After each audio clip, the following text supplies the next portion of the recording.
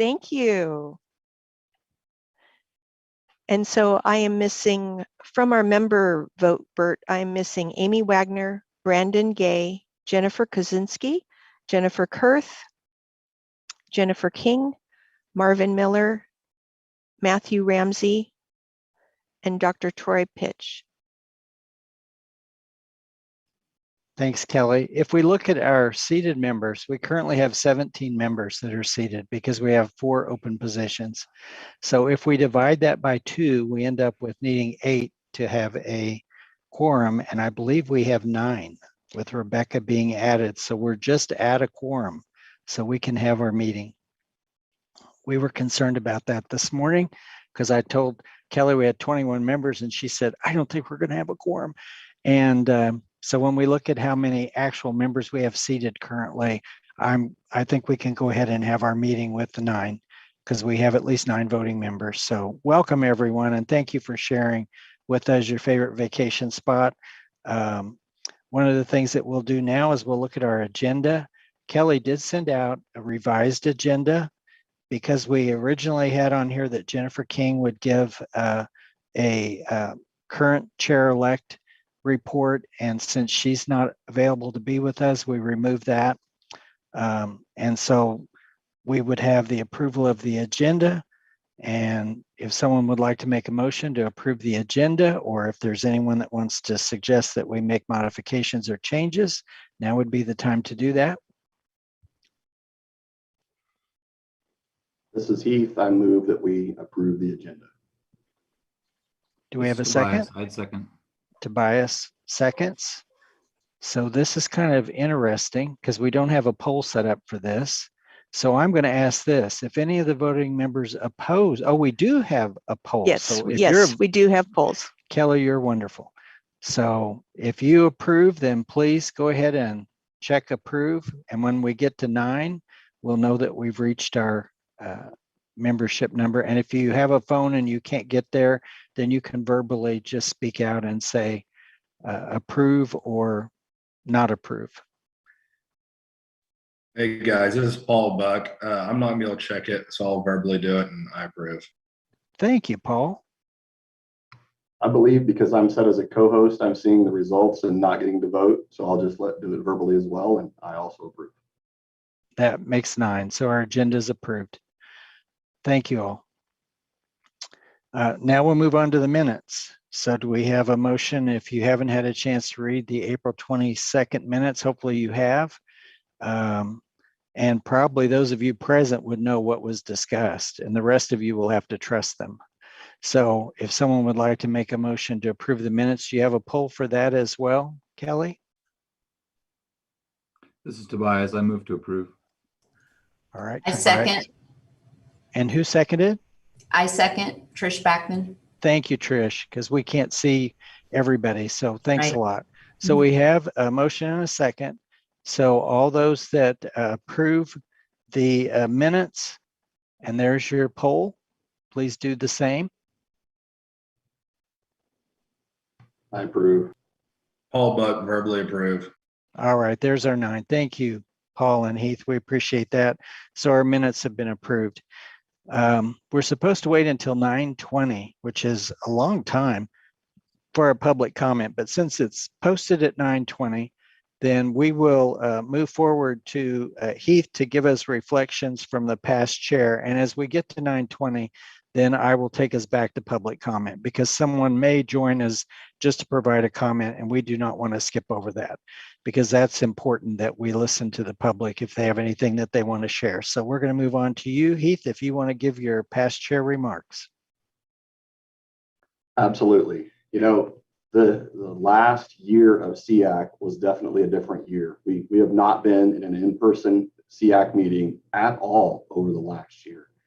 And I worry that the difference in format, while it's convenient and you would think more people participate, we've got maybe less people participating today than I've ever seen in my few years on SEAC. So while at one point you would say it's very convenient, you can just log on, it's also really easy to get pulled into other things and to not be present, I think.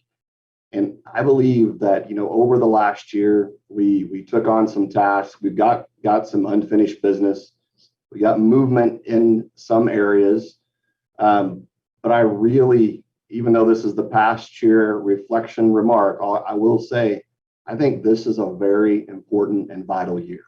Last year, we worked to support teachers, to support students, to support parents over the pandemic, to provide them the things that they needed to feel that support. But now we've got to work on moving forward. And there are some educational thought leaders that I really have some stuff that they believe in and write about and write research on that I find very powerful that I think we need to consider is we've got to avoid going into deficit thinking. We've got to maybe lose the language of saying, oh no, there's a lot of lost learning. Everybody's behind. How do we catch up? Because that's communicating to our teachers and to our students thing that they're not being successful. We're saying this isn't working. And there's a lot of research around things like self-efficacy that says that's not where we need to go. We need to work on the other side and empower them and strengthen them and help build their efficacy by saying, we know that there's some unfinished learning and we're going to move forward and we're going to recover because we're going to move forward and accelerate learning and move fast. And I think when we're talking about students with disabilities, that's going to be important too. Not to focus on the negatives, not to make the language and all of the discussion about the bad things that happen, but focus on what we've built, what we can do, and how we're going to move forward. And I know that there are additional funds out there to try to figure out what to do to make that happen through different sources. There are additional funding out there, and including some specifically earmarked for special education, which I greatly appreciate the state board doing that. But I think we got to be really careful how we're using those funds. And there are a lot of good reasons to use those funds. To me, what I think makes some of the most sense is using those funds to support investing in our teachers. Invest in our teachers, build their expertise, give them the knowledge and understanding they need to accelerate learning so we can move forward, so we can move faster. Because by building up our teachers and investing in our teachers, it helps with recruitment, it helps with retention, and it creates student success that lasts beyond the 3 years of funding that we have. So I think we did a good job last year of problem solving, providing support, going through some times about this time last year where we were really unsure. We hadn't been in school, we hadn't been in buildings, we're coming back to buildings. And there were times where some guidance came and we had discussions and said, hey, can you tweak some things to make it work better for special ed? And we had those supportive structures in place. But moving forward, instead of just supporting, we've got to figure out how to accelerate. And I think that's something that we can really help look at through the lens of students with disabilities. So. Thank you, Heath. Those are very critical and key areas. And as you note on the agenda for this year, we will have our September meeting. I believe it was sent out by Kelly for meeting dates and locations. And then beginning at the January meeting, we will be meeting here at the Land and State Office building. And we're trying to get back. I'm not going to call it normal because I don't know what normal is anymore, but we will get back to a face-to-face meeting format later in the year and be watching the agendas for that. And we have scheduled them here at the Land and State Office building, and Kelly Byrne will work with each of you on that, and we'll talk more about that at our September meeting. But looking at what Heath had to share, I think for all of us, it was a very unique year where we had districts that some started in person, some started remotely, some started with a hybrid format. Special education services, we recommended that they pull students into the building even when they had limitation in the number of students that could be in the building. It was recommended that we open the doors for those special needs students that needed direct instruction and needed the supports and services delivered in person. A lot of our districts did that. By March, all of our districts were, the end of March, were in session. So we hope that we can start back this year, everyone in session, so that students can get acclimated back to the environment of school and have a more successful opportunity for learning this year for those students who may not have experienced the best opportunity for learning. And I'll just put it that way. I mean, people work their tails off to ensure that our students with disabilities receive their services. And I know that from the conversations I've had with directors, with teachers, with specialists, and I think they're going to continue to do that this year. I know they will, because that's what teachers do. And that's what educators do. They find a way. So at this point in time, we're not to 9:20. We've got 17 minutes.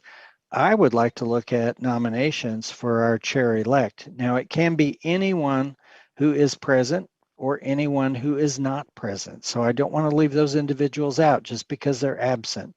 It doesn't mean that they can't be considered for the chairperson's position.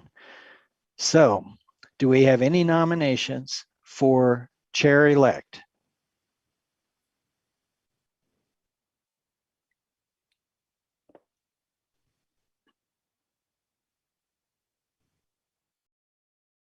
I'm going to check my audio to see if my audio's on.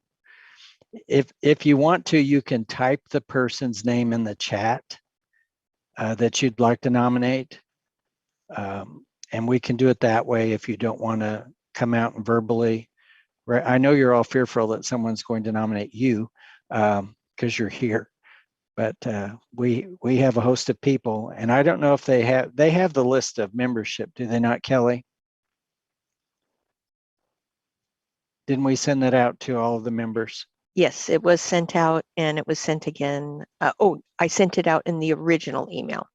Okay, so if you need to look at that list and see if you see someone on there that you think would really be a good leader for SEAC next year, they will serve as chair-elect this year, which means they'll be involved in the leadership team meetings that we have where we set agendas.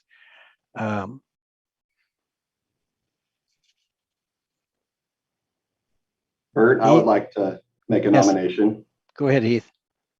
And I didn't talk to anybody ahead of time, so I don't know what they think about the nomination, so that it's okay if they decline.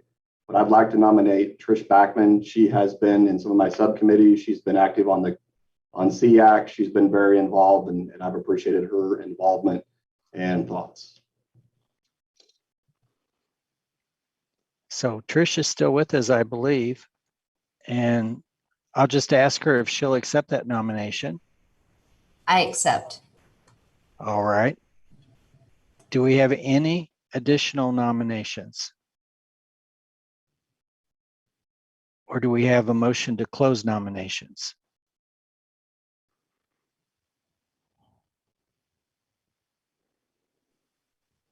I motion to close. Rebecca has made the motion to This is close. Laura Thompson, almost.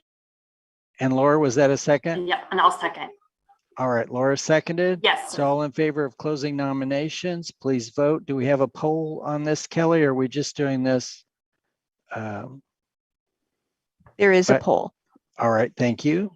We'll wait for the poll to come up. Paul Buck, I approve. Heath, also vote yes. All right. Okay. Looks like we added someone to our list, Kelly. So someone has joined us that had not originally signed in. So you might check the list to see who that might be. Well, we have the nominations to cease has been approved. So now we'll do a vote. All those in favor of Trish Backman as chair-elect. Do we have a vote for that as well, Kelly? Yes, Kayla just used the, thank you. There you go.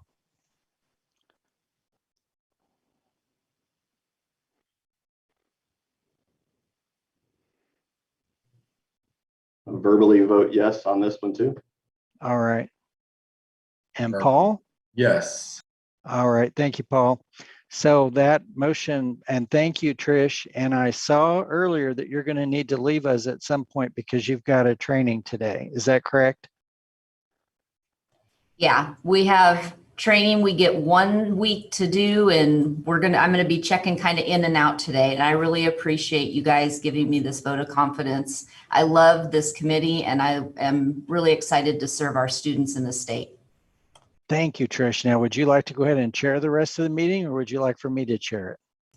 I would like you to chair, since I'm going to have to pop in and out. Just wanted to be sure that I gave you Okay. that opportunity. All And right. Thank you. Bert, Yes, Kelly. quick clarification. Who made the motion to elect? I know I have Paul as second, but I didn't catch who made the motion. Heath. Okay, thank you. Heath made the motion. I believe Laura Thompson, or who was the second? Laura Thompson, Rebecca and Laura Thompson were the first and second on the closed nominations, and then the motion to elect, Heath made the motion, Paul seconded. Was that Paul? Okay. I think I nominated, and I see Rebecca Schultz putting her hand up. I think maybe she made the motion to do the election. I did. Okay, but the motion to, that was for the nomination, but the motion to elect. Okay, Heath made the original motion, and I thought Lori seconded the original motion. yeah, Laura Thompson. Yes. All Got it. right. So have Okay, you got thank it? you. Yep, I All got right. it now. Thank you for the, sorry. Yeah, and by the way, I'm so rude. I should have introduced Kelly Byrne. Many of you are familiar with Pat Bone. Pat took a position working for the deputy commissioner. It was a good promotion for her. She hated to leave us, but at the same time, she has to look out for her family and her own needs. And she's just down the hall from us. And Kelly Byrne had been hired to take Pat's position. So Kelly will be working with us throughout this year, and we're very, very happy to have her. She and I had a scurry of activity this morning to get ready for this meeting when we found out Jennifer was going to be absent. So we've got 9:09, and we really need to wait till 9:20 to get into the public comment if we have anyone that wants to provide public comment. We can go ahead and we can move the agenda forward if we want to, or we could take our break a little early, but I really want us to have the public comment at 9:20. So is there any member updates that anyone would like to provide while we have this time?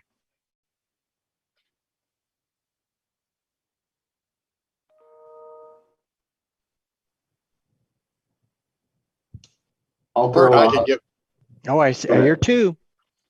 Bert, I could give you a state board update real quick. Thank you. Well, see what you say when I'm finished. Well, two things, and I'm reading some things into and things I do know. But the state board is very concerned about teacher vacancy, in all areas, but certainly in special education.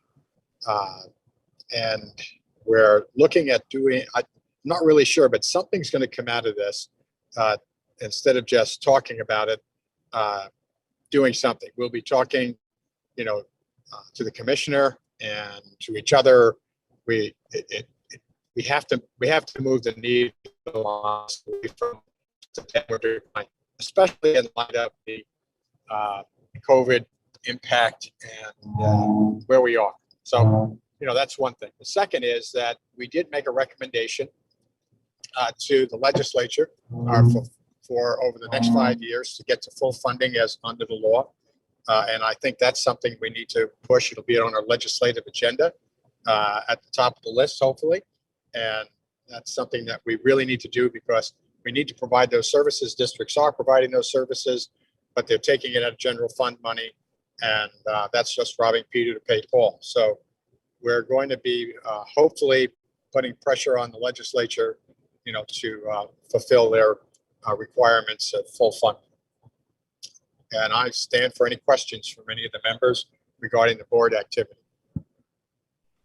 I've got more of a comment or a piece of information for you than a question. Great. Bringing in new teachers and getting new teachers, I just want to say that I already had a meeting this morning, and I currently have 53 teacher openings. That's the most we've had in many, many years.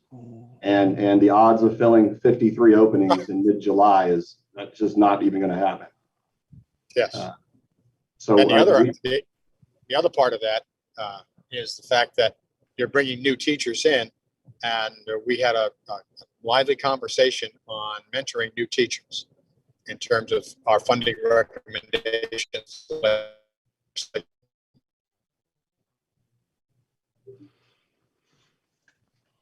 we had SEAC did have a teacher licensure subcommittee last year. And some of the recommendations that came out of that were having partnerships with universities to try to have better alignment between what they're teaching and what we need them to do. But other things that came up too was the mentoring. How do we really get them some retention, get good mentoring, get good processes in place to keep them? So I appreciate that you guys are talking about that as well. Well, I'm gonna recommend that if the group that you spoke about, I'm sorry I forgot about that. We need to bring that to the board, and that would be a great board agenda item in the coming months. And Jim, this is Carrie. I'd also like to suggest that you involve Nikki Hyman and Julie Wilson. So Julie operates the mentoring for special education teachers, which has been really successful. It has about a 95% retention rate for 5 years. So, and then, and Nikki leads our, what kind of formally known as the Kansas Education Employment Board, but we're purposefully wanting or ramping up, revisiting, refining how we approach special education recruitment into Kansas. So looking at how do we build a more nationwide presence and utilizing some of the evidence-based strategies for recruitment on a national level that have been effective in other places. So they have an incredible wealth of knowledge, I think, that can contribute, as well as the subcommittee members. Oh, that's terrific. Thanks for sharing that. So I guess the next step is let's put an agenda item together that I can bring to the board for their consideration and move forward with it.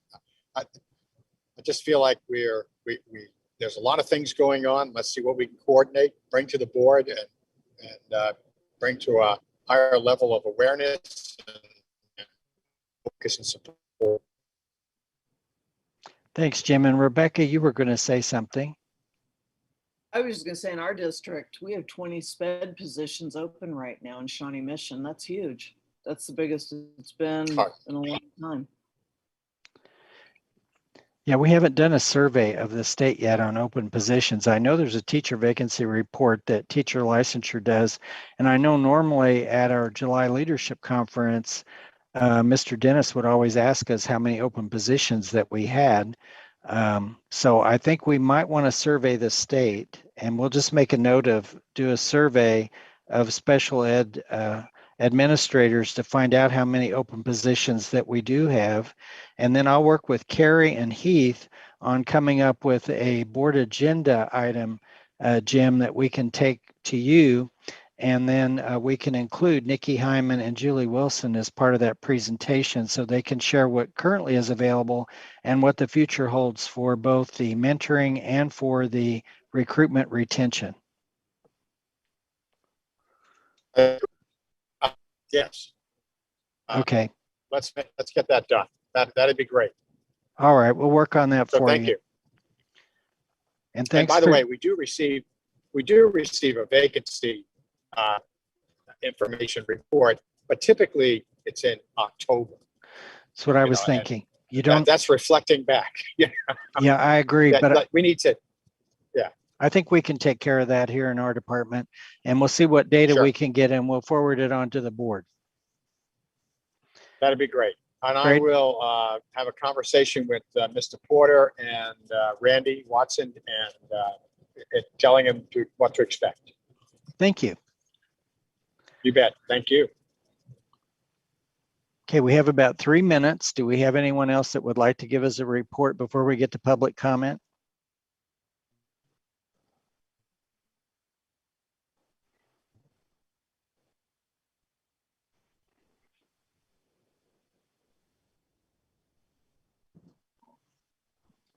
Okay, well, I'm going to go ahead and move us to public comment because you gave me the chair and I can do that. So we didn't have anyone that sent us public comment in advance. So I'm going to ask if there's anyone that wants to provide public comment, could they please unmute? And you would have up to 5 minutes to provide your public comment. Is there anyone who wants to provide a public comment? Please introduce yourself and we'll give you the floor.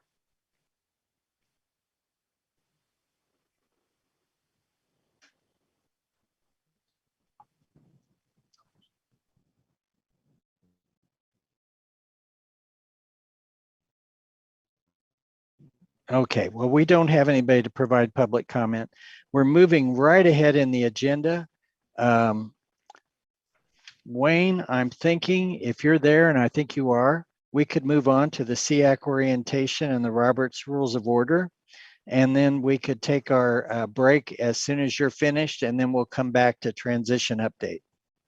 Sounds fantastic. Well, good morning, everyone. It's so nice to be with this group again. And Heath, I'm with you. I just can't wait till the day we can come back and be, face to face. And so hopefully that's coming soon. But one of the things in the IDEA, Individuals with Disabilities Education Act, is that every state has a advisory council, and they very specifically put in the regulations, the duties, the requirements, the expectations for that group. And along with that is that the state does an orientation each year with the panel to kind of, bring them all up to speed. And so I've had the luxury of doing that with Kansas for many years. So what we'd like to do today is 2 things, and I'm going to start with Robert's Rules of Order. Kelly sent those to you yesterday, I believe. One of the things in your bylaws, and it's under the norms, they referenced that the panel will use Robert's Rules of Order. And so that's in your bylaws. And so what I've done is just in this very short attachment, it's kind of a condensation of some of the parent centers, our friends over in Utah put some things together. So you can just go back and refresh yourself on Robert's Rules of Orders. And, and particularly since we've been out on this pandemic for so long, I'm sure that it's kind of a foreign. And the other thing is just to watch Bert, because he just does a fantastic job with, kind of modeling, the use of those. So I'm not going to spend any time really going through it today, but I would ask that, when you get a chance, sit down and kind of read through, look at the different terms. It's got a real nice little 1-pager that says when you can motion and when you can't motion and those kinds of things. And so if you have any questions on that, please get back to, let Bert or Kelly know. And if we need to do any additional work on it, we will. So any questions on Robert's Rules of Order?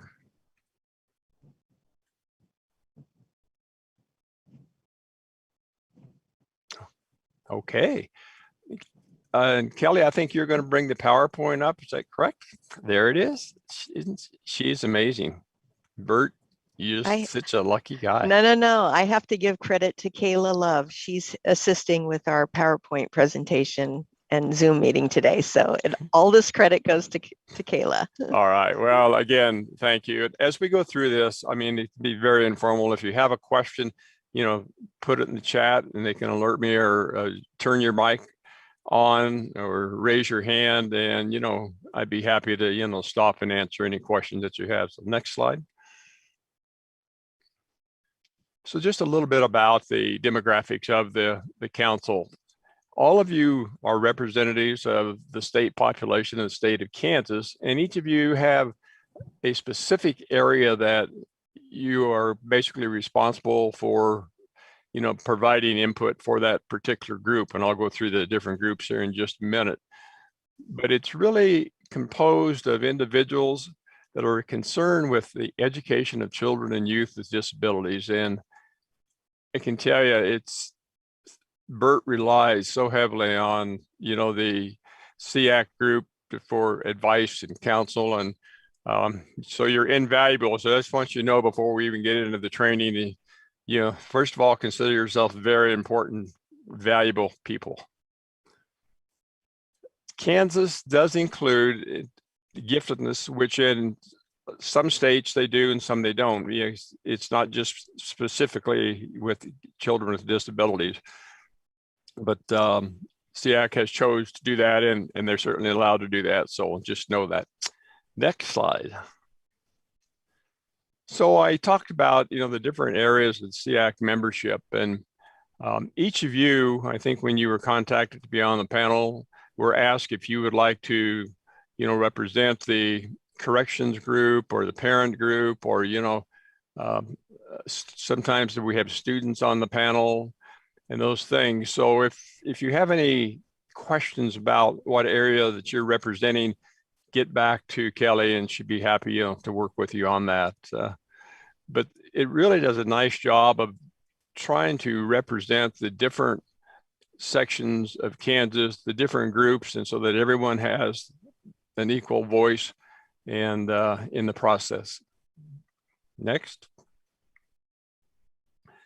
Kansas also, as you know, when you had the roll call, has ex officio members in addition to the required members by the U.S. Office of Education.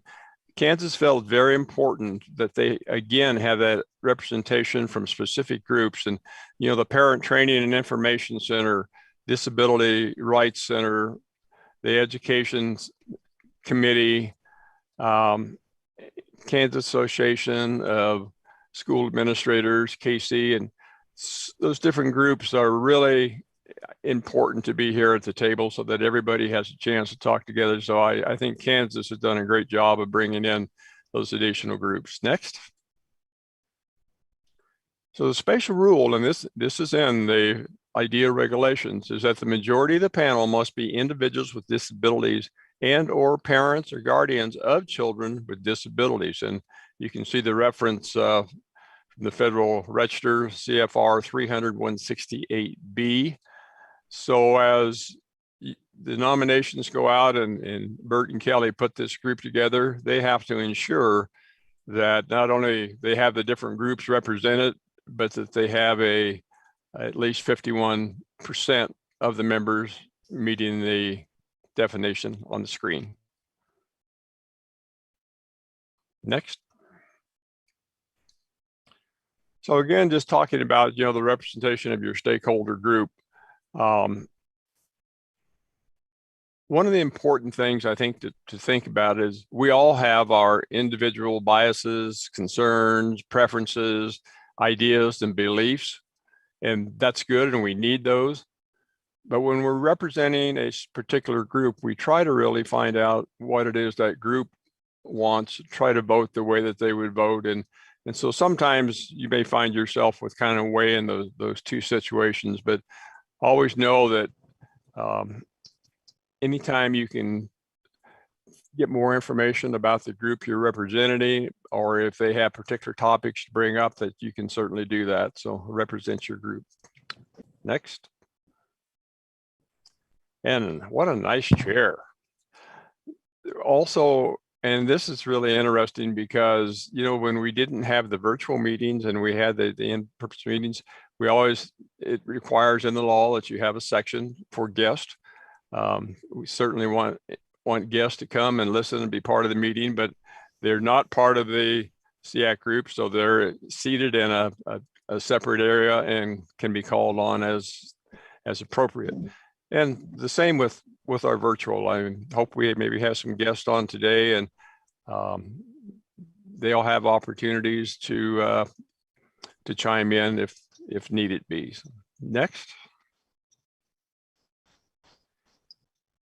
Key factor: serve as advisory to the state office of special education unit, and or directly to the state commissioner or board of education. that's a huge responsibility. And so your contact through the Office of Special Ed in Kansas is Bert. And so that's why he works so close with you, and the group really works so close with him. So if you have, advice that you want to give Bert, he loves it. But also the commissioner and the state board, he can pass on those that advice and recommendation that you have. And so you have a direct link to the whole top of the educational system in Kansas. And that's, I think, just describes how important you are. Again, advisory, we can give advice. People don't always have to take it. So, don't be offended if, in one meeting, you'd really like to see it go one way and give advice, and maybe the rest of the group has a different feeling and goes a different direction. That's fantastic. Next. Yeah.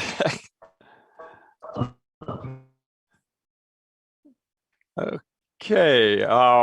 So the council role to give advice, to inform, to counsel, to recommend, to suggest, to guide. That's a lot of things to think about. Heath, did you do all those things? You did, not sure. Okay, great. So again, I think it's important that you understand your role and what advisory means. Next. Thinking about kind of the process then that SEAC uses, exercising their advisory responsibilities, an issue or priority will come to you. Each of you can give your perspective, share your experience, your knowledge about that, and that can be your personal point of view. The stakeholder input is then the groups that you're representing, that you give the input that based on the group and give that information. Member discussion, one of the nice things about the SEACs, and I've worked all over the country with them, is that, the groups just really gel and work together. The fact that you're all there for the same reason just makes it such a nice, pleasant atmosphere. So any additional resources or information you need can be provided by, Bert and his staff or other within the state. But in the end, basically what you want to do is come up with an objective advice for the state to move forward. And hopefully that's going to involve improved services for children and youth with disability. That's what this is about. That's what we're about. And so I just think this kind of lays out the process for you. Any questions? I haven't seen any in the chat. Feel free to drop them in if you have them. Next. So advocacy, on the other side of advice, is that there's also a place for advocacy at council meetings. I think we always welcome different viewpoints, different points of position, and sometimes people come only wanting to defend a particular point, and they want favor or support for that position. But however, in the final analysis, hopefully the council will come to a consensus, provide meaningful advice that leads to this positive change. So while you'll have the opportunity for discussions and sharing the viewpoints, your role then is really to come together in consensus and say, here's how we're going to move forward, and forward that advice on to Bert or up the ladder. Any questions on that?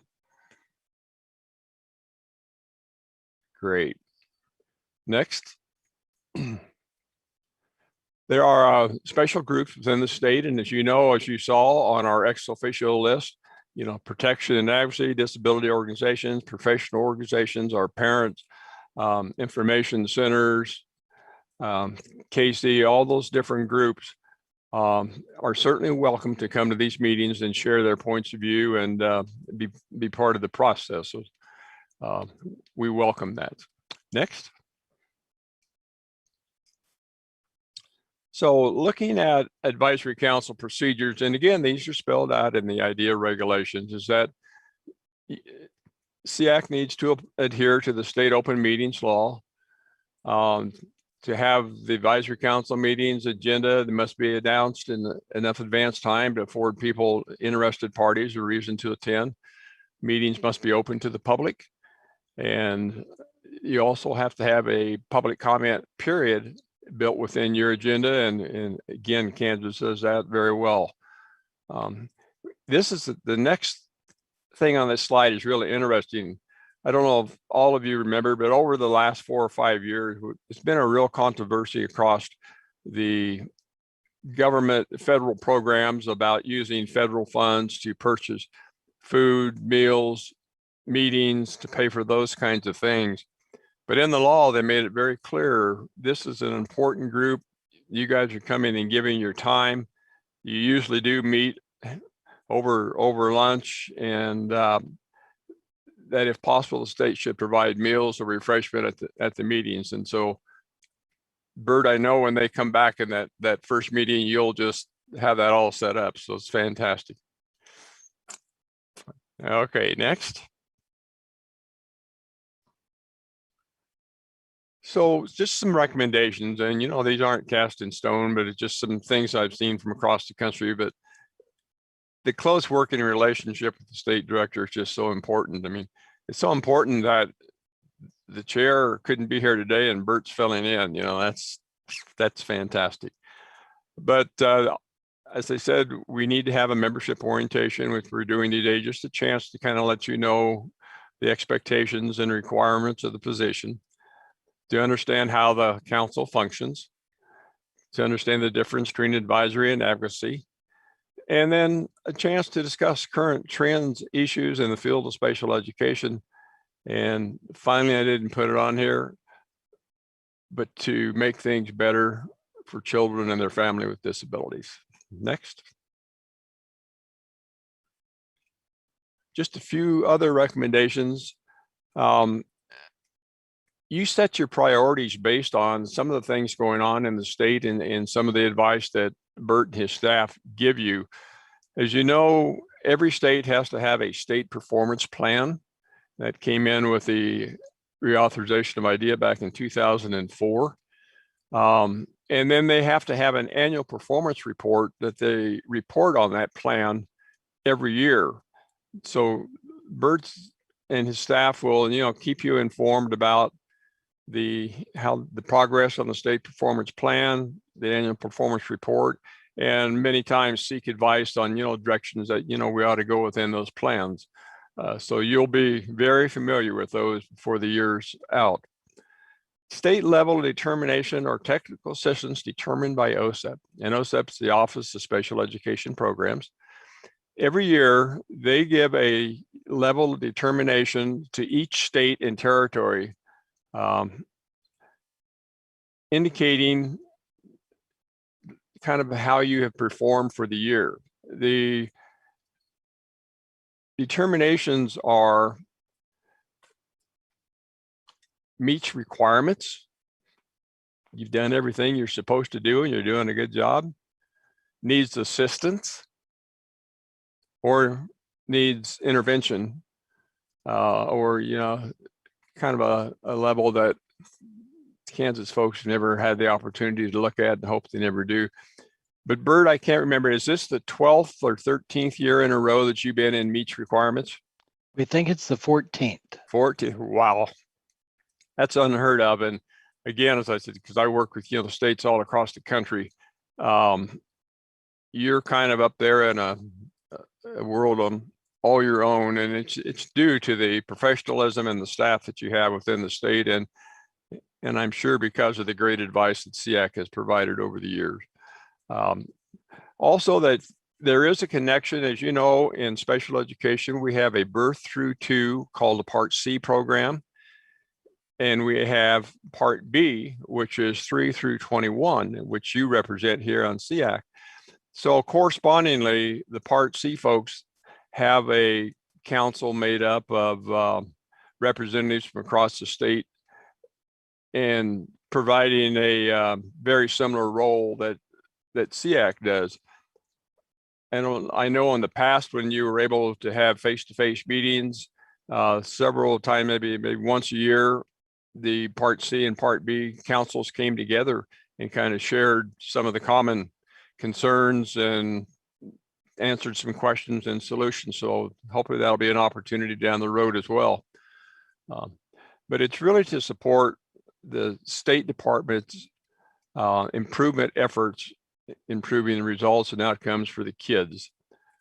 So established in the bylaws for this council operation, I think Kelly did give you a copy of the bylaws, I think here a couple of weeks ago in that original meeting. So I think it's good to go through and just kind of refresh yourself on that every once in a while, and it works fantastic. Next. I wanted to just give you a little bit of the big picture and thinking about how the country is laid out. So we have the U.S. Department of Education in Washington. Under them, they have an Office of Special Education and Rehabilitative Services, which is OSERS. They're directly over the Office of Special Ed Program. So there's an assistant secretary to the Secretary of the United States that's over special ed and rehabilitation services. We have the Office of Special Ed Programs in Washington. Each state has an assigned representative from that office to work with. Bert and his staff work very close with OSEP across the country and all the things that they're doing. But before we get then to the special education in the state, we have the State Education Agency, SEA, which is Bert, but we have then the advisory panel to give advice to Bert, and then finally flow those things down to keeping the main thing. So as you can see, Part B, 3 to 21, Part C, Interagency Coordinating Council, to birth through 2, lead agency. Any questions on that organizational structure? Feel free. Someone, Tobias says, yeah, I like keep the main thing. That just, that says so much. So thank you, Tobias. Next.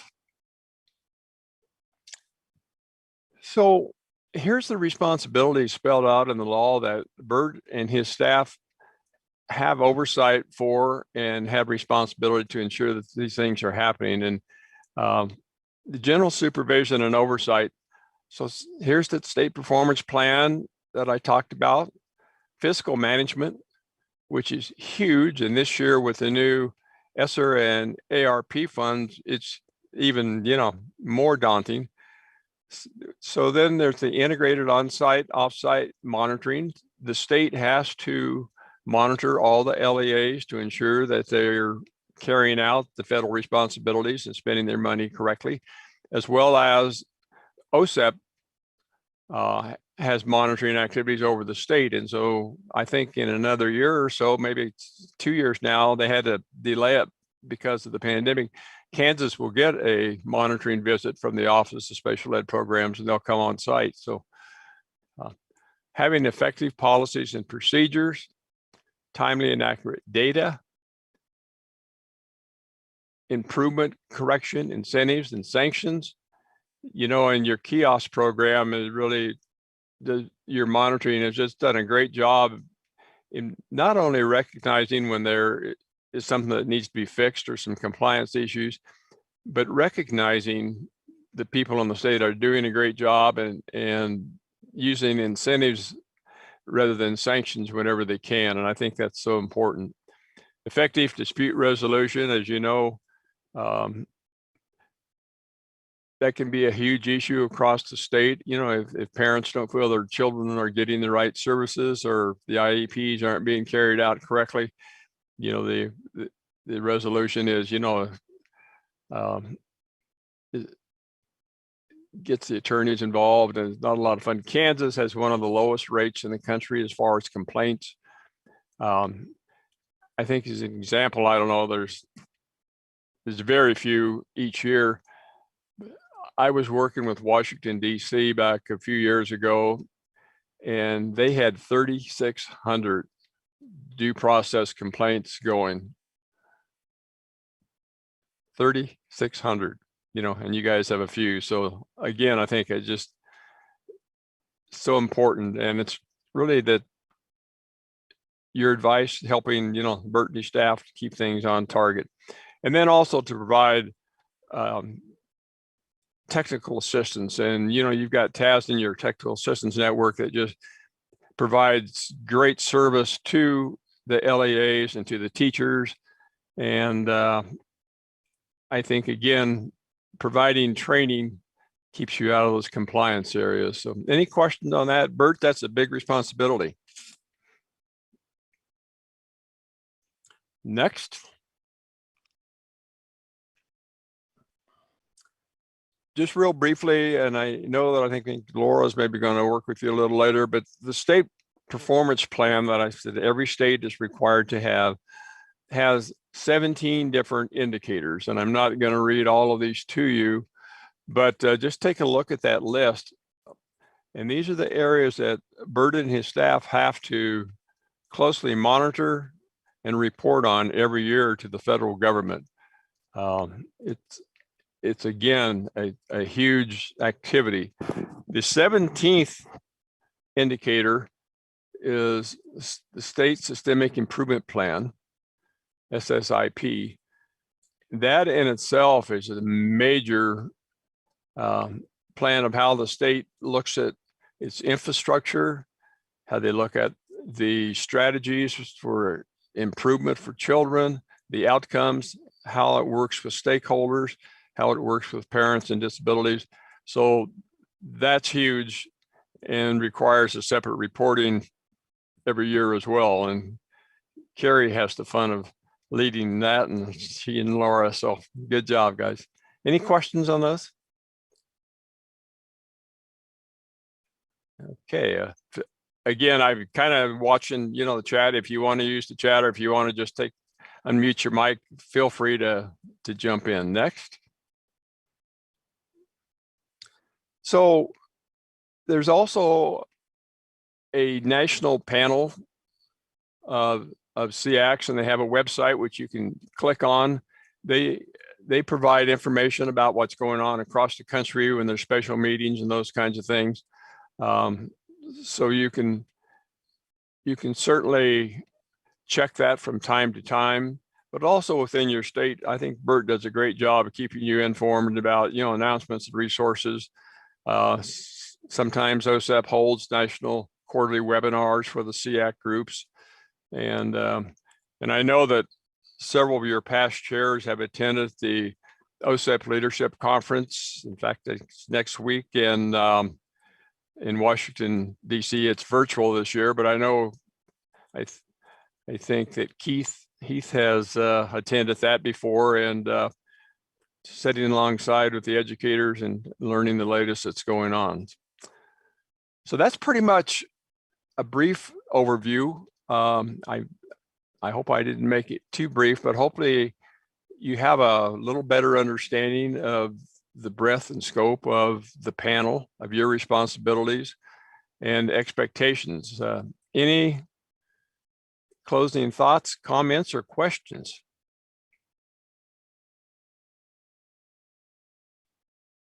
Great. Well, again, thank you so much for allowing me to be with you today. You're a very important group. So thanks. Kelly and Bert, let them know. Yeah.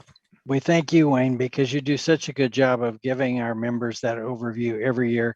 And we really appreciate it because it provides that orientation from a perspective of someone that works with numerous states and provides support across the country, and allows us to every year engage in that opportunity to understand that we are advisory in nature. Our state board has been very, very receptive to working with the Special Ed Advisory Council. We just provided a quarterly update to the state board this week. That was Heath and I, and provided an overview of the April agenda and went over what we would be covering at this meeting, and then answered some questions of state board members. So want you to recognize that when I came on to SEAC back in the early 90s, I was invited by Alexa Posney at the time to come to a meeting, and they kept me. And then I eventually was the chair of SEAC back in the 2000, I think it was 2000, 2001 year. One of the things that I found is that we gradually gained a reputation in the state for really being a bona fide group that really did provide support to the state in the area of special education, specific to improving outcomes for students with disabilities. So this orientation gives you that background knowledge of how the federal government requires there to be a special ed panel in every state and territory, and how we have put together our panel. And we will be providing you information and updates as we move forward on many of those topics that Wayne brought to your attention, especially the state performance plan, levels of determination, and also looking at then priorities that we want to address for the upcoming school year. So we want you to know that you're important, and we really appreciate everything you do to support the state of Kansas as we work towards improving outcomes for students with disabilities. So we want you to contact me, contact Kelly.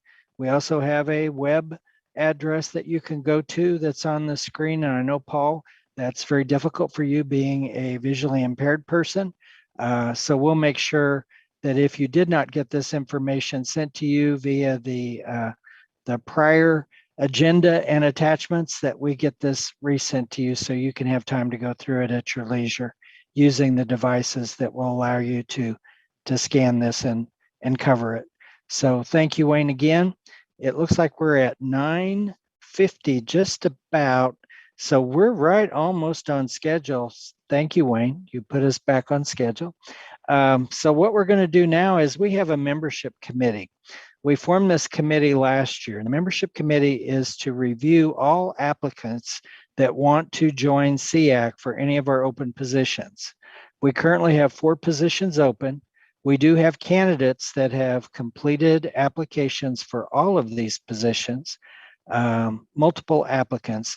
The membership committee takes the time to look at these applicants, review them, ensuring a couple of things. One of the things that we want to do is, as Wayne mentioned, we have to have a 51% majority of persons with disabilities or parents of children that have disabilities from birth through age 26.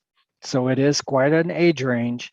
And so we have to consider both, does this person have a disability or have a child with a disability? And then we look at trying to ensure that all 10 board regions are covered in our state, which right now they are all covered.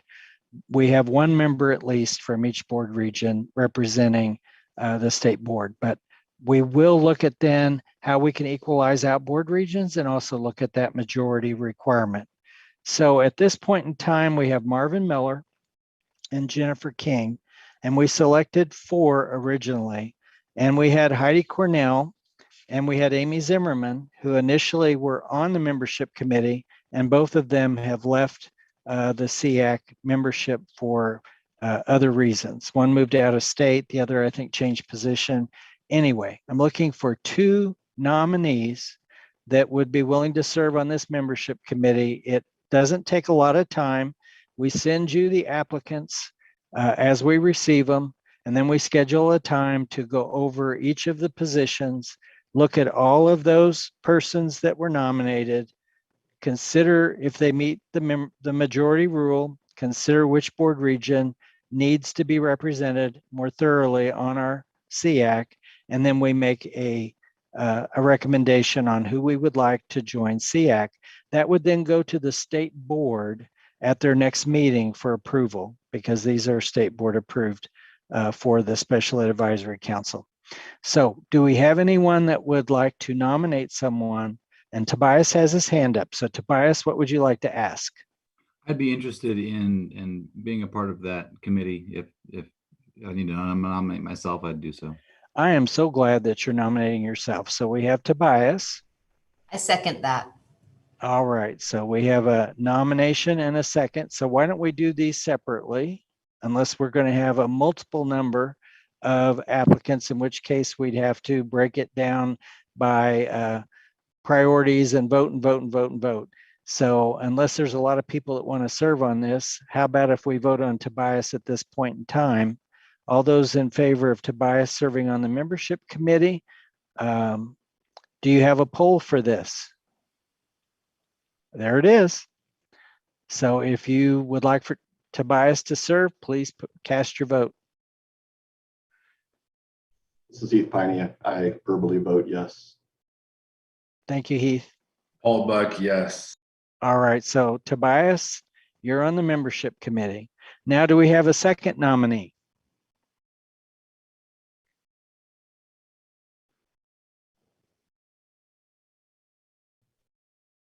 Bert, can I ask a clarifying question? Please ask. Is this committee limited to full members, or are ex officio members included as well? They have to be full members. I would like to nominate Trish Backman again. I was going to nominate Tobias, but he beat me to it. But as our chair-elect was formerly on this as well and moved off, I think it's appropriate to have our chair-elect on here again if everyone agrees, including Trish. I heard a yes. Do we have a second? I'll second. This is Carrie Wallace. Thank you, Carrie. So Carrie is seconded, and we have Tricia nominated. So we're going to clear this poll and put another poll up. Is that correct? Or have you all voted already? There we are. So if you want to vote. I approve, Paul Buck, or yes. Thank you, Paul. Heath Piney voting yes. Thank you, Heath. So we have our membership committee.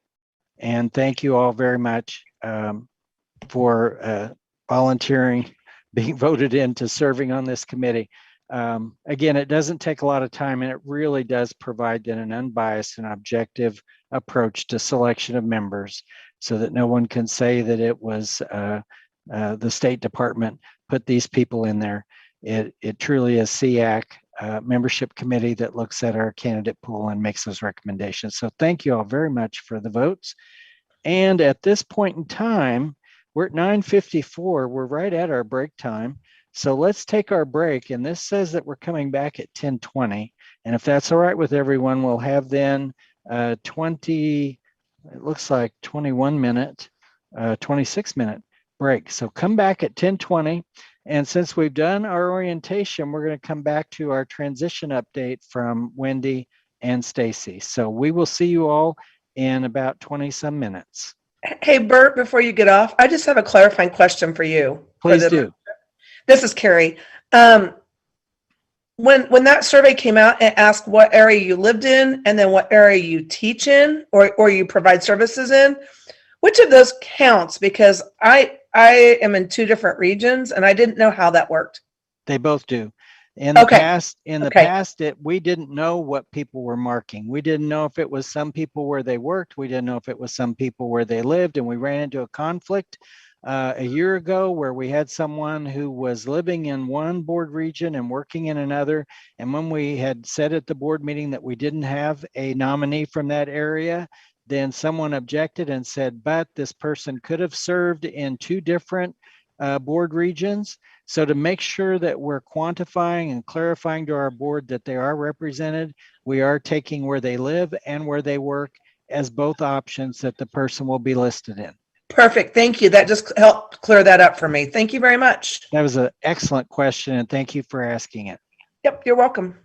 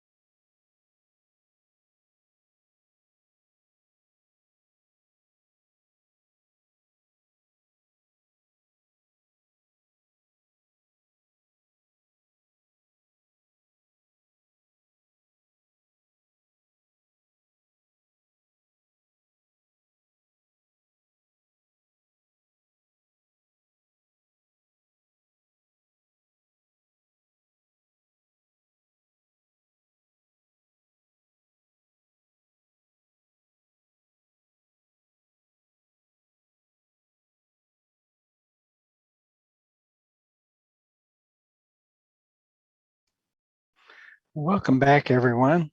Hope you got hydrated, had a nice break, get ready to finish up our morning before we go to lunch. I do want to introduce the next topic. We were originally going to have the TASN survey, which is the Technical Assistance System Network. We've done a survey of administrators so that we could find out how effective they felt the TASN programs were and how they were utilizing them or whether they were utilizing them. But one of our presenters is on vacation. So we substituted out a topic that we have worked on in SEAC for many years, and we're continuing to work on here in the agency, and that is secondary transition services. To me, this is a very important topic. It is a topic that I've invested a lot of time in, that I am giving my staff, Wendy and Stacy, a lot of leeway to influence how we look at transition in the state of Kansas, because everything we do for students with disability is dependent upon what happens to that student when they exit our school doors, because they have a life to live, and we want to be sure that we prepared them the best that we can for the next steps in their life course. So Wendy and Stacy, I'm going to turn it over to you, and you're going to provide us with a transition update, and I really appreciate your ability to do a quick study and to get on our agenda for today. So Wendy and Stacy. You're welcome, Bert. Good morning. I'm Stacy Martin. I'm here with my colleague, Wendy Coates. We're going to do a tag team presentation today, some updates.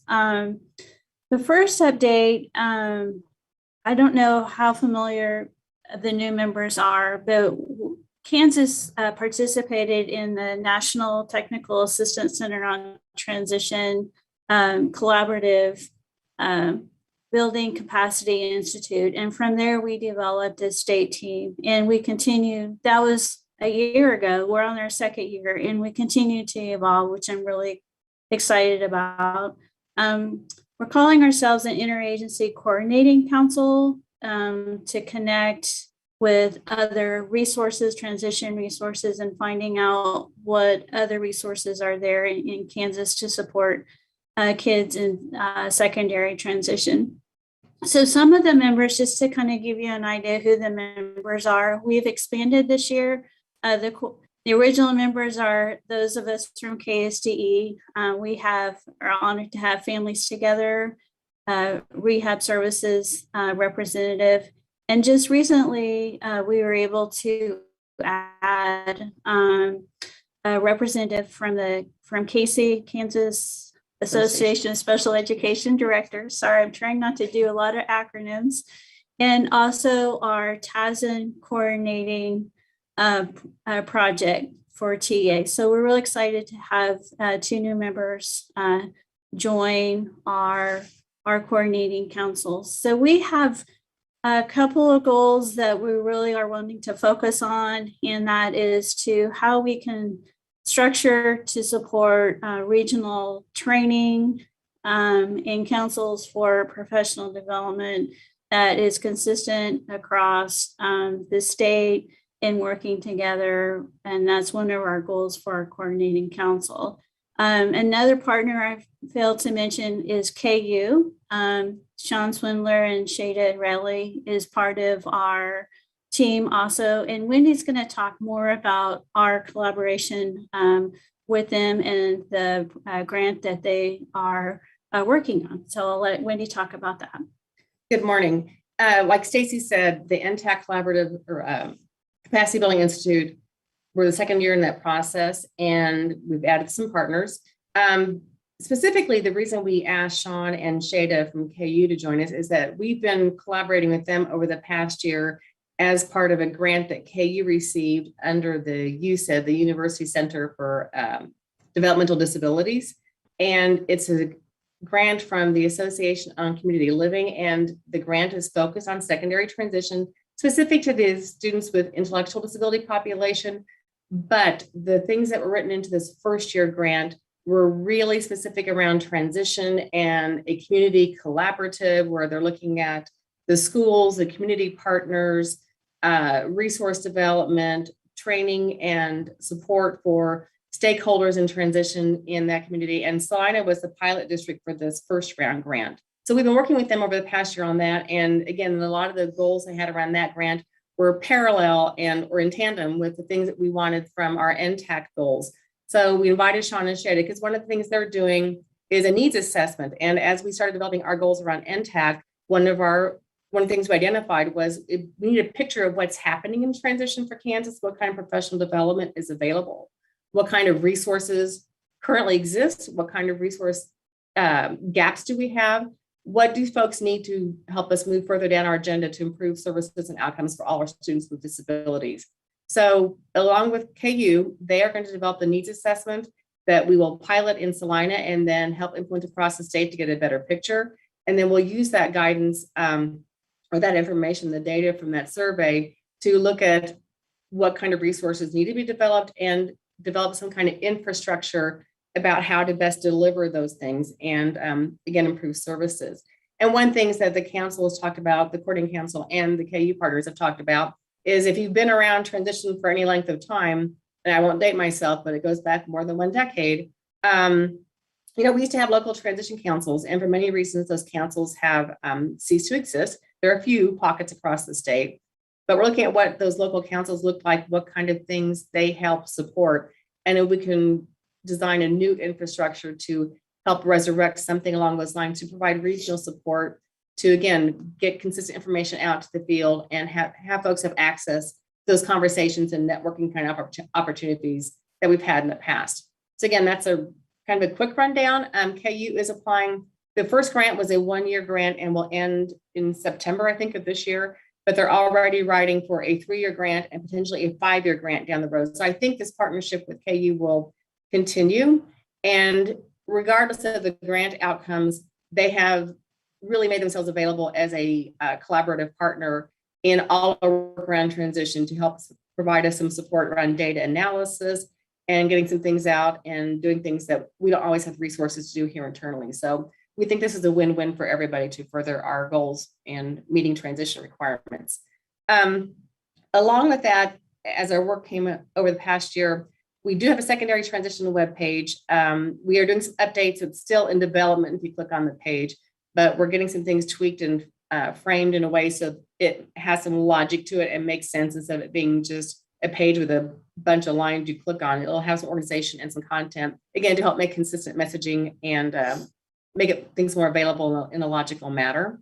One of the things we did get accomplished this past year, in addition to that, is having the transition planning guide that we published last year translated and available in Spanish. And I included the link there on the slide so that you can click on that. Again, it's on the secondary transition page. I think it's also in the KSTE special education page as well, but that's a resource available and it's now translated into Spanish. And then Stacy and I are planning right now for our Transition Tuesday webinars that will start again in August of this year. We did those all last year through TASM and recorded them. So those webinars are available for playback. And then we're doing another agenda this year to, again, have an hour-long webinar once a month to help folks get some content and have some discussion around things that will help them meet their students' outcomes and plan for better improvements around transition. So that's our quick and dirty update. Does anyone have any questions for us?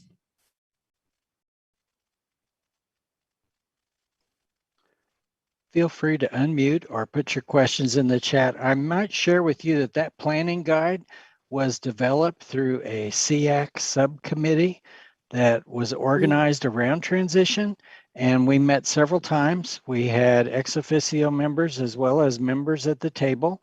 We went through a process. We created a document along with resources that we felt would best be used by parents and students. So we designed this specifically for parents and students. It's written in a format that has language delivered to parents and students. And we give them a lot of opportunities for things that they can ask at school systems or within those agencies that are supporting transition. One of the reasons that we looked at a coordinating council initially, when we came back from the National Technical or Transition Assistance, the NTAC meeting, one of the things that we thought about was, well, we'll form a transition council. Well, then Families Together and VR told us we're on so many councils. We're going, there's so much we're doing. And so we morphed into, well, what if we look at coordinating across the state, looking at the coordination of what's in existence and how can we best work with those systems that are already delivering transition programs and services. And then how can we support them in their work, and how can we broaden it out so that we really do cover the state with effective transition programs and services? Because ultimately this is our opportunity to make a difference for every child while we have them in school so that they can reach graduation or school completion and be prepared for the next step in their life. So does anyone have any questions for Wendy or Stacy, or want to make any comment at this point in time?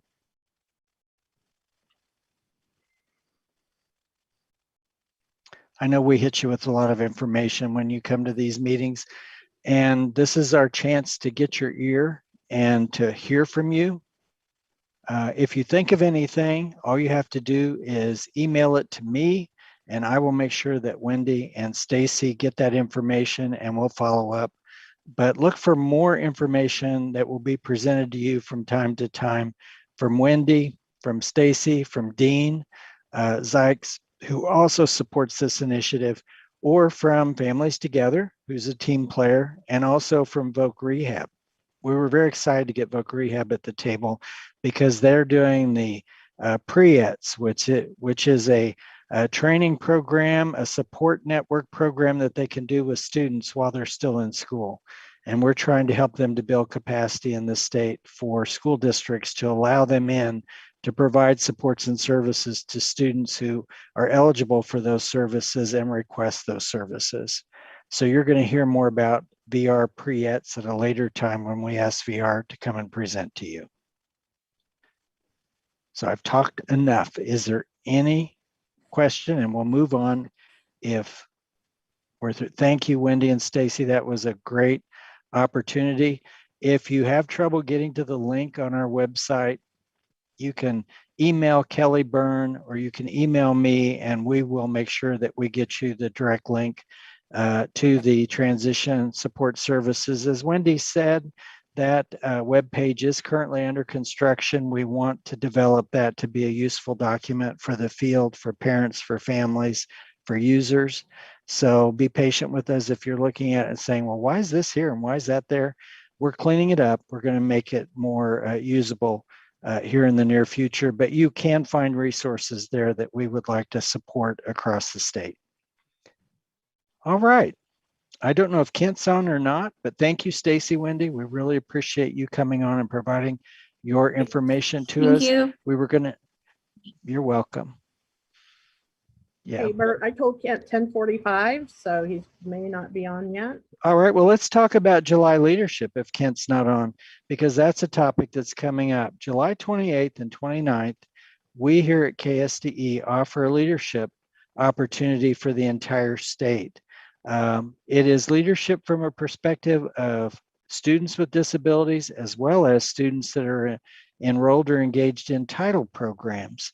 And our title programs are part of the Elementary and Secondary Education Act. You heard Wayne talk about ESSA, or earlier ESSA, the School Succeeds Act. But the ESEA is the actual Elementary and Secondary Education Act, and title programs fall under that jurisdiction, as well as McKinney-Vento, which is our homeless response. We have neglected delinquent supports. We have a variety of programs. What I wanted to share with you is that we have pre-recorded sessions. We did this last year. It went over very well. So we have pre-recorded sessions where individuals in our agency will describe the supports and services that they provide within the context of either special education indicators or title programs, Elementary Secondary Education Act programs. It is the 28th and the 29th. We have an IDEA State Performance Plan stakeholder input, which you're going to hear from Laura this afternoon, Laura Jurgensen. who works as an assistant director here. But we want you to be aware that you are invited to attend this conference. All you have to do is go to the https://www.ksdetasn.org/website, and you can register. SEAC used to have our meetings in the morning of the leadership conference, and then SEAC members just went into the conference then that day and the next day. Well, now that we're virtual, it makes it a little more difficult. But we want to be sure, can you tape that one in? Yes, Rebecca, we will have Kelly or Kayla get that website in there. The TASN website is where we do our registrations for our different conferences. And you've heard us mention TASN before, which is the Technical Assistance System Network. They are programs and services that are provided through specific grants that carry overseas. We've had them for years here in the state of Kansas. They provide a deep dive into autism and multi systems of support, into Kansas Learning Network, which supports our Title I schools that have needs. And the list goes on and on. We have co-teaching, we have Infinitech. I mean, there's so many programs there. There's like 11 of them, maybe 13 by now. A lot of good programs there, but you go to that website and you will find all kinds of resources that you can explore, but you can also go to register. So I think we've got it in there now. Pat Bone put it in. There's the website where you can go and get yourself registered, and we highly encourage you to. Some of the topics that we'll talk about in some of our keynotes, I'll just go over those quickly because I want to be sure that all of you have access to this information. And I know that we have at least one person with visual impairment, so I'll be more specific here. But we do have then the IDEA State Performance Plan. That stakeholder input will occur on Wednesday, July 28th. It's at 9:30 in the morning. Then we have a 12 o'clock general session, which will be provided by our Commissioner of Education, Dr. Randy Watson.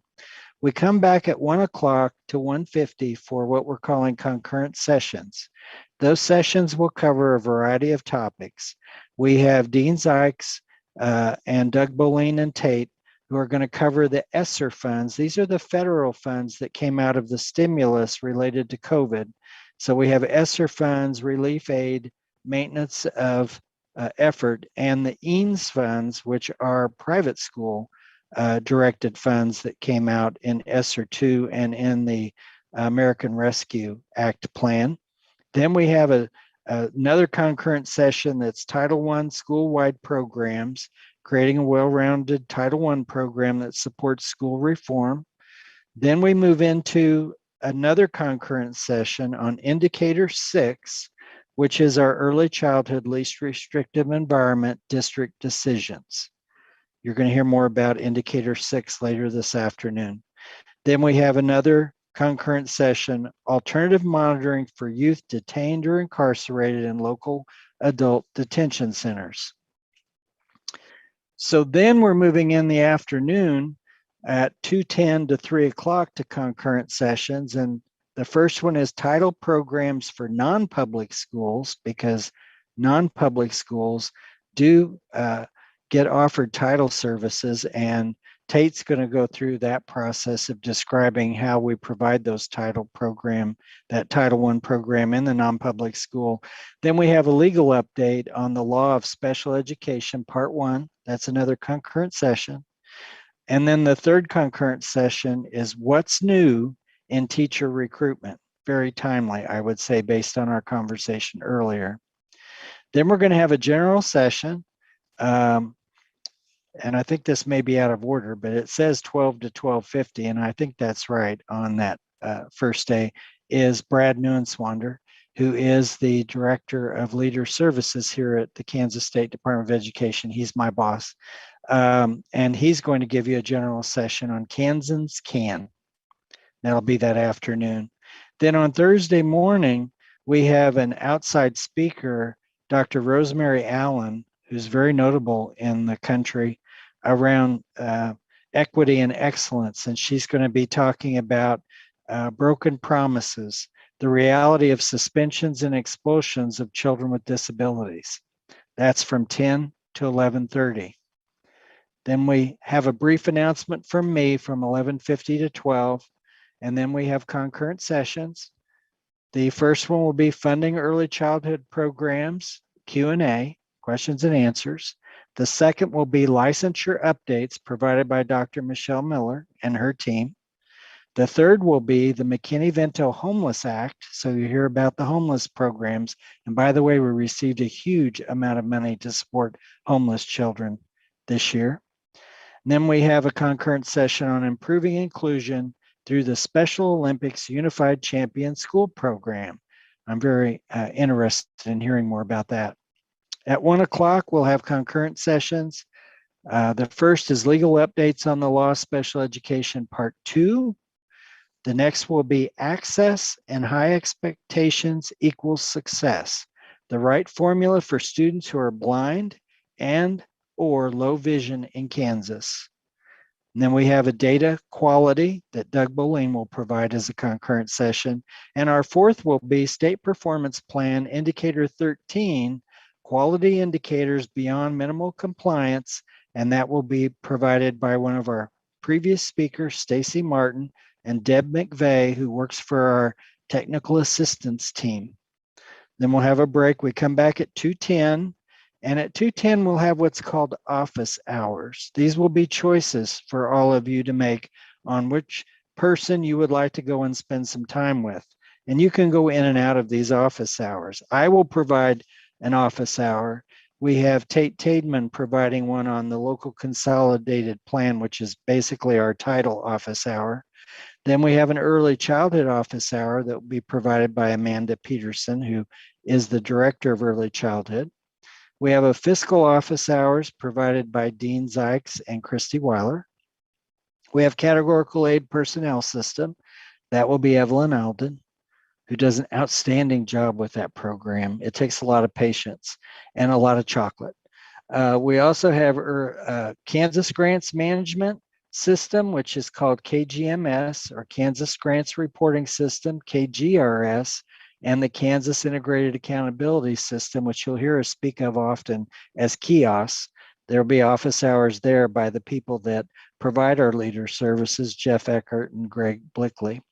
And then we have a TASM project office hours, and many of the TASM projects will provide support during that opportunity. And then we're going to end at 3 o'clock with general session, legislative and fiscal update, which Craig Nyanswander, spelled the same as Nuanswander, but pronounced differently. We want to get it right. Craig Nyanswander, the Deputy Commissioner, Division of Fiscal and Administrative Services, and then I will end the day with closing remarks. So we want you all to have an opportunity to attend July 28th, July 29th. If you could only attend part of the day, that's fine. We just want you to have access to the information, and you will also get access to all those recordings if you go ahead and get yourself signed up for the conference. It'd be a wonderful opportunity for all of you to gain a lot of knowledge in that 2-day period. Also, the OSEP Leadership Conference that we're having next week. I don't know that we've invited Heath or Jennifer or Trish, but I will have Kelly send you all the link to the OSEP Leadership Conference, and you can get yourselves registered because it's being provided virtual. And it's going to be offered, I believe, the 20th through the 22nd, or maybe the 23rd. It'll be in the information that you're receiving, because we have 2 conferences next week. We have the National Association of Elementary and Secondary Programs, and we have the Office of Special Education Programs, and they're meeting at the same time. Who knew? Who would plan that? You know, one of our staff is the chair of NASPA, and I'm sure he didn't know, because he would not want to conflict with OSEP. But we have both those conferences occurring next week. And normally we have our leadership invited to attend OSEP. So the 3 of you will be invited. Remember, the 28th, 29th. If you can clear any time on your calendar, it'll be well worth your time to participate in those learning opportunities. And I think I've stretched myself to 10:45. Do we have any questions about leadership? Kelly's going to send that out to you. You have the link. You can go and get yourself registered. We'll make sure you get the agenda so you can have that agenda to review at your leisure that I went through and read to you. Want to be sure a visually impaired person that's on SEAC had that opportunity to at least hear what the course offerings were. And we're going to turn it over now, if Kent's on, to get an update on the Kansas Communities That Care survey. Thank you, Bert, and good morning, everybody. It's good to be back visiting with SEAC, and thank you for all that you do. What we would like to do is share with you a slide deck that Rachel Phillips, who's a project manager at Greenbush, Kelly Peak, who's the director of research evaluations and grants at Greenbush, and Lisa Cheney, who is also director of research and evaluation at Greenbush, presented both to the state school board as well as the School Mental Health Advisory Council. Okay. Next, please.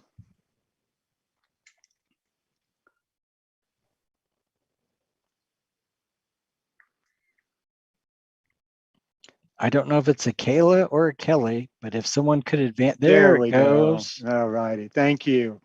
All right. Built on a frame, and I know that some of you, this may be new, but the CTC, the Community Care Survey, is probably the best tool that we have statewide to measure risk and protective factors. And we'll talk about that in a moment. Okay. Built on a framework for prevention, the KCTC Student Survey is funded by the Kansas Department of Aging and Disability Services, KDADS, to support effective evidence-based prevention strategies in Kansas communities. This voluntary survey is available to schools at no cost and has been administered by Greenbush through the 250 public and private school districts each year since 1995. It reaches middle and high school age students asking questions about things like substance use, school climate, bullying, depression, and suicide. Now, for many years, it has looked at how we can intervene to help kids from being involved in risky behaviors. The two that I mentioned are risk factors that we can try to help mitigate and protective factors that we can surround kids with. The survey is designed around these ideas, okay? And today we're going to look at the evolution of the survey because there's been significant changes and what kids said this year. All right, next.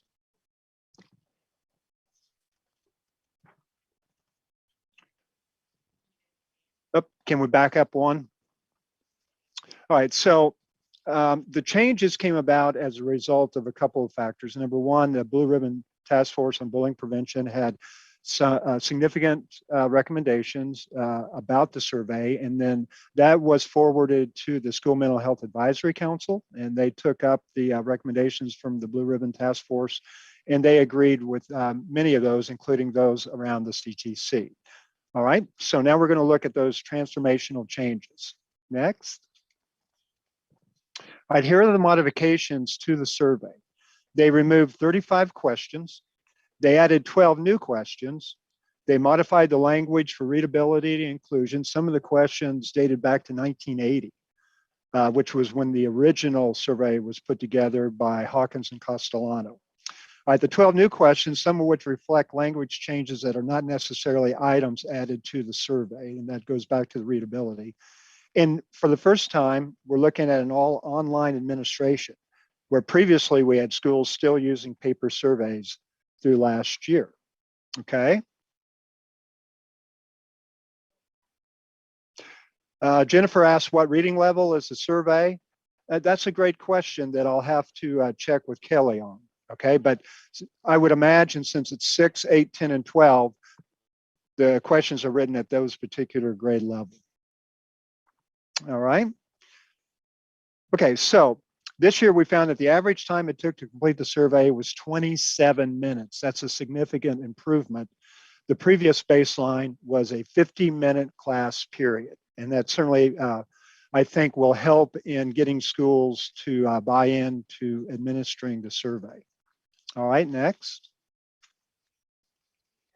Okay, so let's take a look now at an update on the survey itself, okay?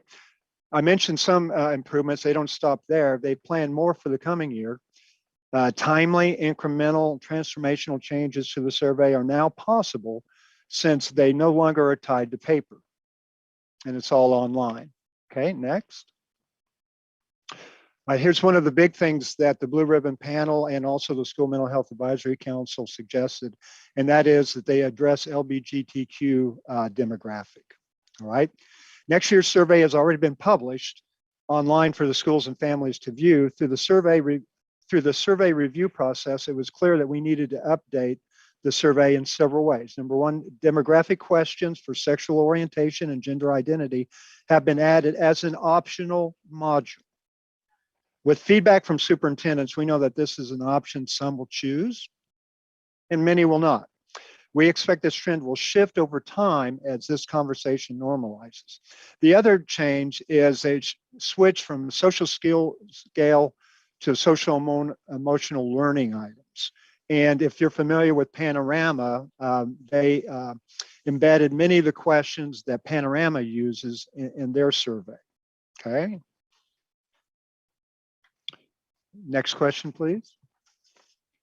All right, which of the following best describes your sexual orientation? And again, this is one of the new additions.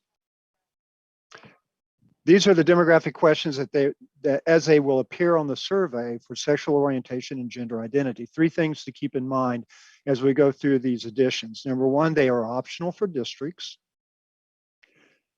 They're optional for parents to opt their child in, and options for students to participate or respond at a question level. So when we say optional, it's very optional. Okay, next. The next two questions: what gender were you assigned at birth, even if you are not that gender today? That is, what is the gender on your birth certificate?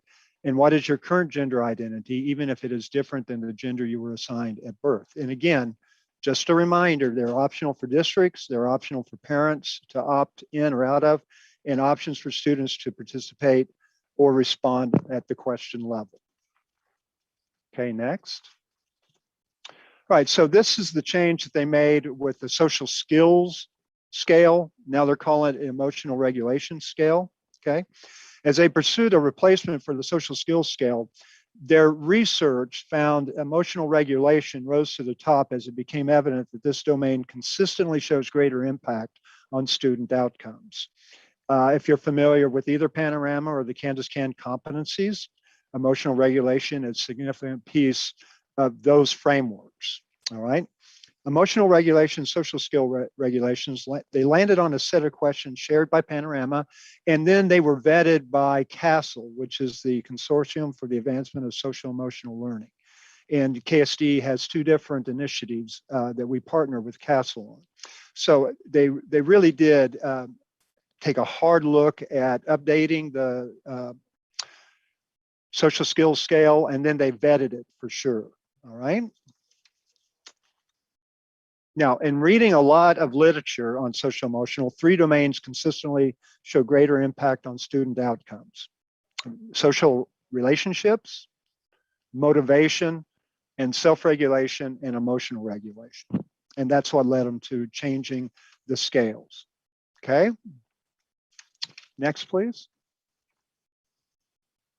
All right, so let's take a look at participation rates.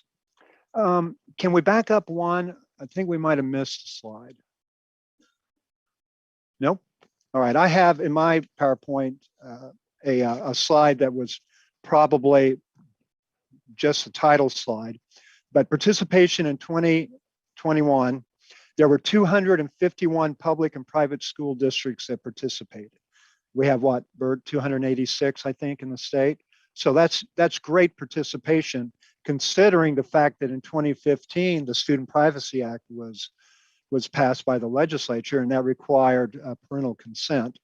We had 70,972 students with responses that were validated, and that represents 49% of all eligible students in Kansas. Now, this slide will show you those numbers and also the impact since opt-in, opt-out was passed back in 2015. So it's on the rise, and we're very happy about that.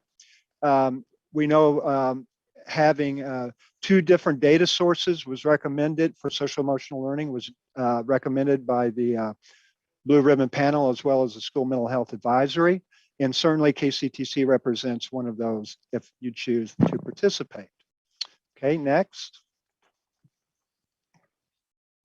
All right, so here's just some more participation data.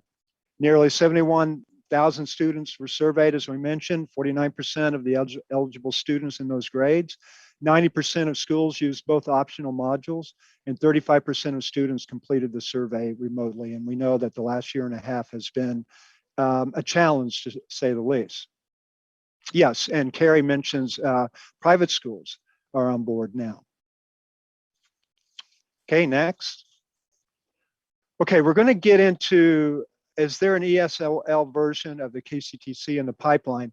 My remembrance is that question was asked at the state board meeting as well as School Mental Health Advisory, and I think they're taking that under consideration and trying to build it, but I don't believe it is the case now. If I have that wrong, someone chime in, please. That's a great question. All right, so now we're going to get into the weeds a little bit and talk about the results of the survey.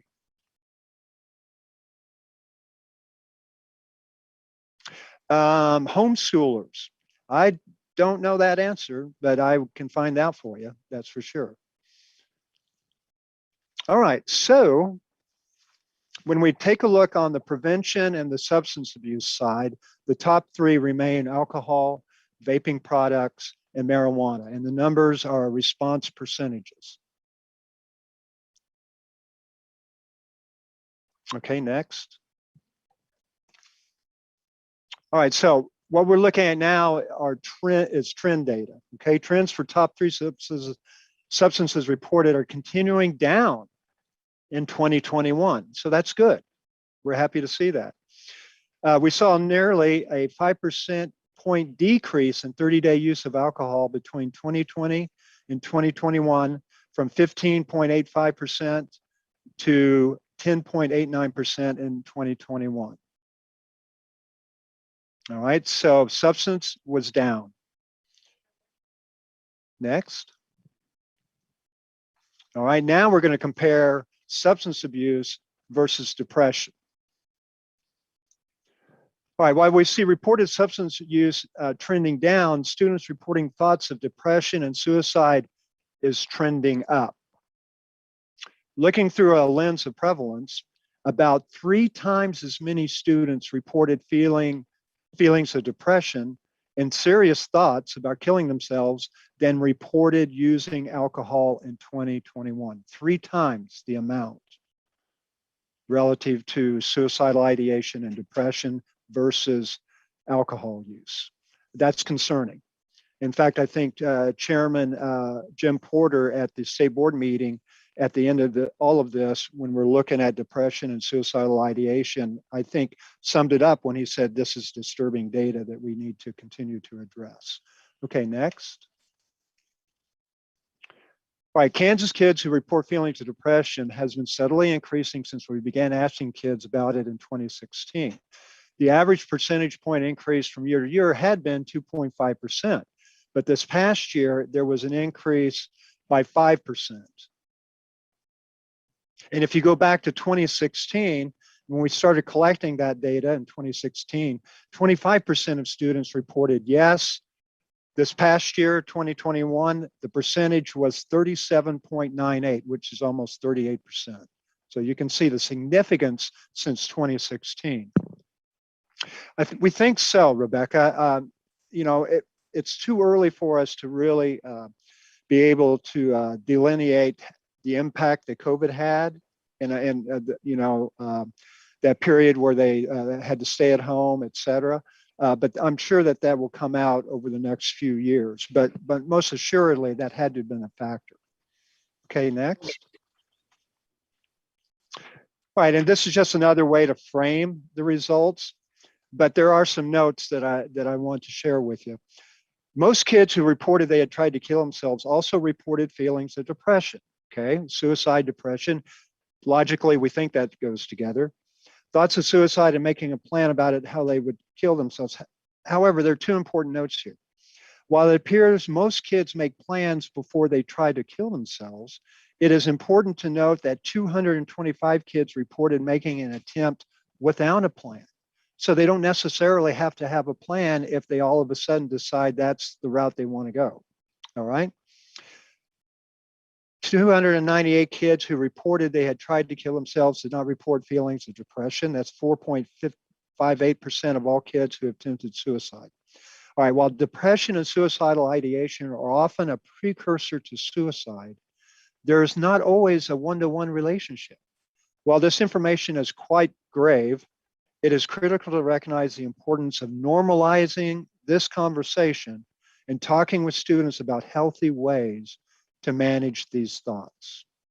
And I thought Kelly said that very well in her presentations.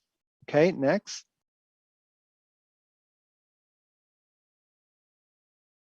All right, of 71,000 students surveyed in 2021, here's what they said about depression and suicide during the past year.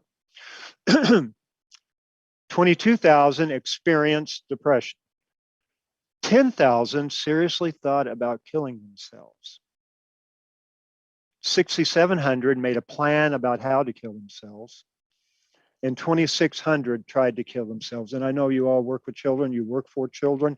This data just breaks your heart when it comes to the forefront. But we have structures in place that we're trying to utilize to address it. Okay, Jennifer says, thanks for, okay. All right, next, please. All right, the number of students reporting they have tried to kill themselves in the past year by age. This is by age. And it's concerning as well because you can see where it peaks at 13 and 15. All right, now when we look at younger kids, we may think, I worry about what they might do down the road. Obviously, that's true. This tells us not to wait. They need help now. And if you look at 11-year-olds, 291 11-year-olds reported they have tried to kill themselves. That's an attempt. They've tried to kill themselves. Theoretically, that's equivalent to 1 for every school district in the state of Kansas. 11-year-olds. Okay, next. All right, trends and level of substance use, depression, and suicide. Again, this is trend data. And again, it compares alcohol use to feelings of depression, thoughts, made a plan, tried to kill themselves. Okay, just to keep the prevalence of several behaviors measured on the survey in context, as we reviewed earlier, percentage of students reporting feelings of depression and thoughts of suicide was about 3 times higher than the percentage who reported alcohol use. Okay, next. And again, we're looking at trends and levels of substance use, depression, suicide, and bullying. Meanwhile, the percentage of students who report they have experienced bullying at school is twice the percentage of students reporting alcohol use. So bullying continues to be an issue that we need to address. And I'll show you a graphic here in a moment that really points to the most serious issue. Okay, next. Go ahead and click and we'll get all of the, there we go. Oh, can you go back one more? All right. So when in 2019, Commissioner Watson chartered the Blue Ribbon Task Force on Bullying based on the fact that we had this evidence, but we needed to collect more evidence. And in the 17 years that I have been here at the agency and the 45 years I've been in education, I've never seen a more thorough study of bullying in Kansas schools than what was produced by the Blue Ribbon Task Force. Okay, and then the School Mental Health Advisory Council has taken that charge up. All right, since 2008, the percentage of kids who report they've been bullied at school has decreased from 29% in 2008 to 22% in 2021. Same is true with the percentage of students who reported having property stolen or damaged. That's trending down. All right, there was also a change between 2020 and 2021 related to cyberbullying, and that's the concern. You can see how it spiked. And I know Kathy Bush, who is the current chair of the School Mental Health Advisory Council, and Dr. Jane Groff have taken this issue on, and we have have reported back to the board some recommendations on how to deal with that relative to schools. And we'll continue to work on cyberbullying as a huge issue for Kansas students and Kansas educators. Yeah, there were many people who, many students who the test was administered while they were at home.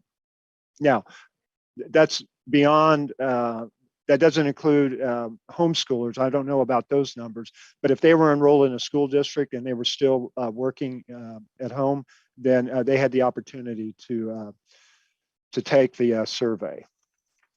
Okay. All right, now we've talked a little bit about the fact that, yeah, this probably was influenced by the pandemic. There will be studies conducted. In fact, the last 2 years probably will be the most studied educational years in the history of Kansas, if not the United States, because of the pandemic. But anecdotally, interestingly, administrators report student discipline and behavioral issues have been down throughout this past school year. Okay, next, please. Yeah, go ahead and click the lines on. Okay, again, this is trend data, and I'll just summarize it real quick for you. All right, there's been a recent increase in students saying they haven't seen bullying. Overall decrease in students saying they ignore bullying. Both of those are good. A decline in students reporting they watch or do nothing. That's good. A decrease in almost flat line in kids reporting they join in. That's really good. You know, that old bystander syndrome. Recent increase in students saying that they report bullying to teachers. That's good. And a slight downward trend in kids saying they do something to stop the bullying. Okay, and again, we're talking about what kids do. All right. So undesirable behaviors are down. In 2008, half of kids surveyed said they ignore it if they saw bullying. The percentage of students in 2021 who said they ignore it is 11%. The percentage of kids who said they would do nothing or just watch or join in has also decreased. So some of our efforts at addressing bullying prevention seem to be paying off, with the exception of that cyberbullying issue. Okay, now let's take a look at what adults or what kids perceive adults doing. Okay, and again, the question is, what do kids say adults do at school when they see bullying? All right, here we see trend over time of what students perceive adults do about bullying at school. Overall, we see an upward trend in students reporting that they are not sure what adults do about bullying. That's the gray line. Probably need to work on that. A relative flat line in kids perceiving adults do nothing or ignoring bullying. A downward trend in kids reporting adults stop the bullying and tell everyone to leave. I'm going to repeat that one. A downward trend in kids reporting adults stop the bullying and tell everyone to leave. Okay, while kids reporting that adults stop the bullying and solve the problem has been trending down, which is bad, there has been a recent upward movement in a positive direction. Good. Okay. All right. Next, please.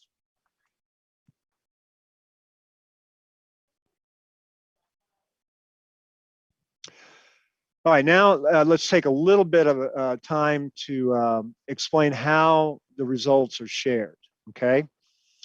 KCTC, Greenbush, provides school districts with 4 reports accessible in their password protected portal online at kctcdata.org, okay? These reports package the survey results in a way that can be digested, because it's pretty easy to get into the weeds when you talk about data. 3 of these reports are also available at the building level. And while all question level data is also available online. And I think the last slide is the contact information for Rachel, who's the project manager, and Lisa and Kelly are directors at Greenbush. Okay, Bert, would you like me to entertain questions at this point? I know there are some that I missed in the chat. Yes, questions would be good. We've Okay. had several. We had a question about privates. Since this is school-based and it is school-delivered and it has to be run through a school, the question that Tobias asked about homeschools that are considered private schools, I'm sure they're not involved in this survey. It would be those private schools that have signed up to participate, because as a superintendent, I always had to sign up for my students to take the survey a year in advance. So I would have signed up for my students and the grade levels, and we participated based upon if parents gave us permission those last couple of years. So it is run through Greenbush in that sense, that they do send out those surveys to the school districts. You have a chance to look it over. And then the data comes back to you. I do not believe of the 4,000 plus homeschools we had last year that any of those would have been given access to this opportunity. I would agree with that, Bert. Had they had that access, Kelly and Rachel would have reported it, and I would think that they'd have. I mean, here in Kansas, homeschoolers are part of a homeschool association, are they not? They have that opportunity if they choose to. The Yeah. real issue is you can't get reports back if you only have 1 or 2 children that are involved in this, because the data is not going to give you any reasonableness that you can look at trend data over time. And that was the thing that I would always receive, is what you saw here. You see the trend data statewide. Well, as a district, I would get that same information, and it would be for my students, so I could see what changed. And I was always looking at the 6th grade to see those students coming up in the system. What are they showing as trend data around drug use, around bullying, around those sorts of things? Because there you can make a big difference if you do interventions early on. By the time they get to 12th grade, it's a little late to do any intervention. But I found it to be a very useful tool, and I gave it to my Board of Education so that they could also weigh in on anything that they thought we needed to be doing at the building level related to our trend data. Yeah, and I'm glad you brought that up. Well, first of all, to get back to my comment about the homeschool associations, I would imagine Greenbush and KDADS would have to reach an agreement with those associations to address those issues that you brought up, and I don't think that has occurred. What you reminded me of, though, is in the Blue Ribbon Task Force recommendations and the School Mental Health Advisory recommendations, 2 of those recommendations are that every district and every building utilizes 2 measures of social emotional learning. Okay, it could be KCTC. Almost all of them are involved with the kiosk project, the Kansas Integrated Accountability System that your team runs for us. Those would be the 2. And that's pretty easy administration. The other thing is the recommendation from both the State Board and the School Mental Health Advisory Council was that any data that's collected be shared at the local level to the local school board. This is the first time that we've ever actually recommended that. So I think that's a significant step in the right direction.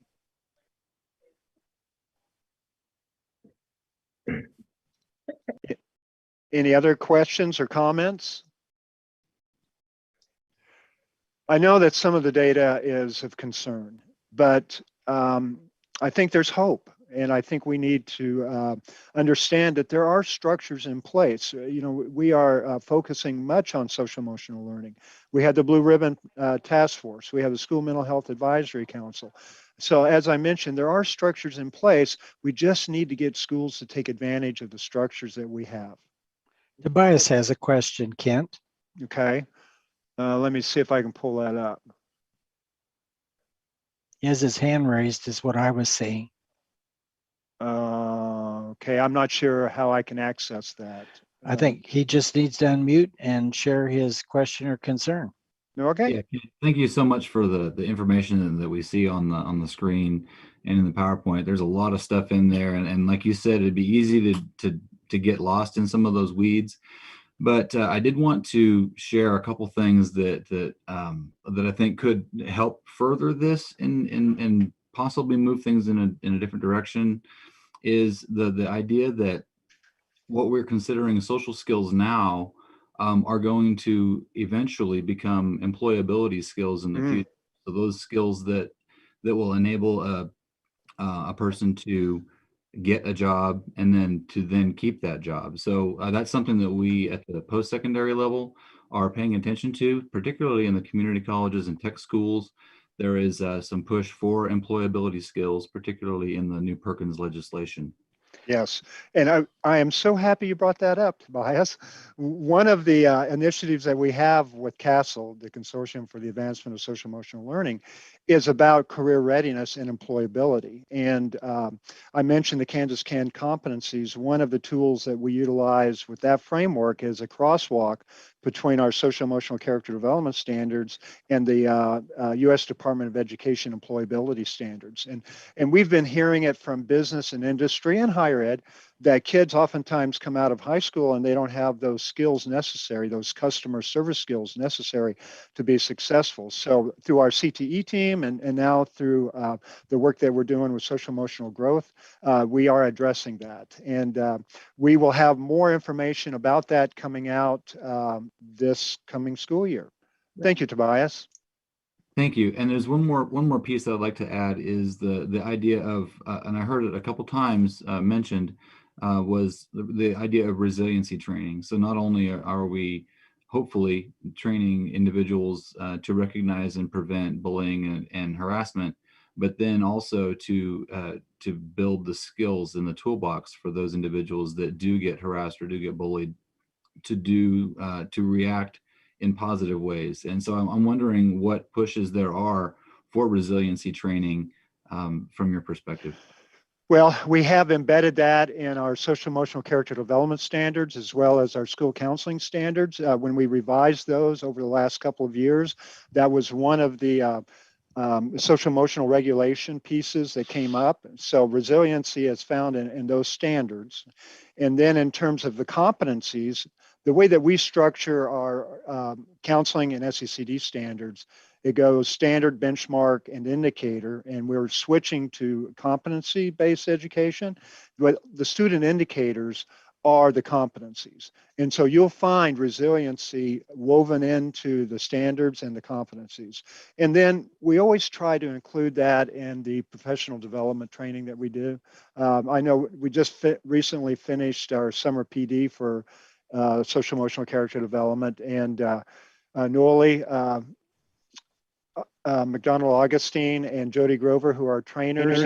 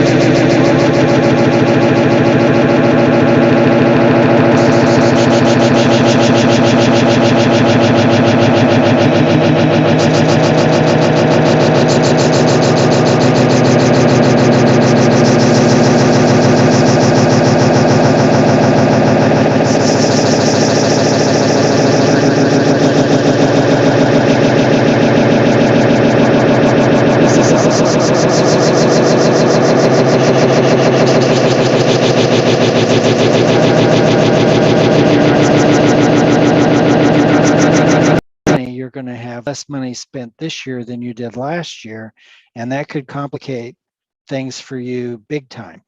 So to try and explain special education funding to a layperson is like trying to tell someone how your brain works and the neuroscience of dreaming. I mean, it's just very complex. It's very complicated. And unless you're doing it every day and every year, it's a real problem to try and explain. And legislators don't understand it. And superintendents oftentimes don't understand special education funding.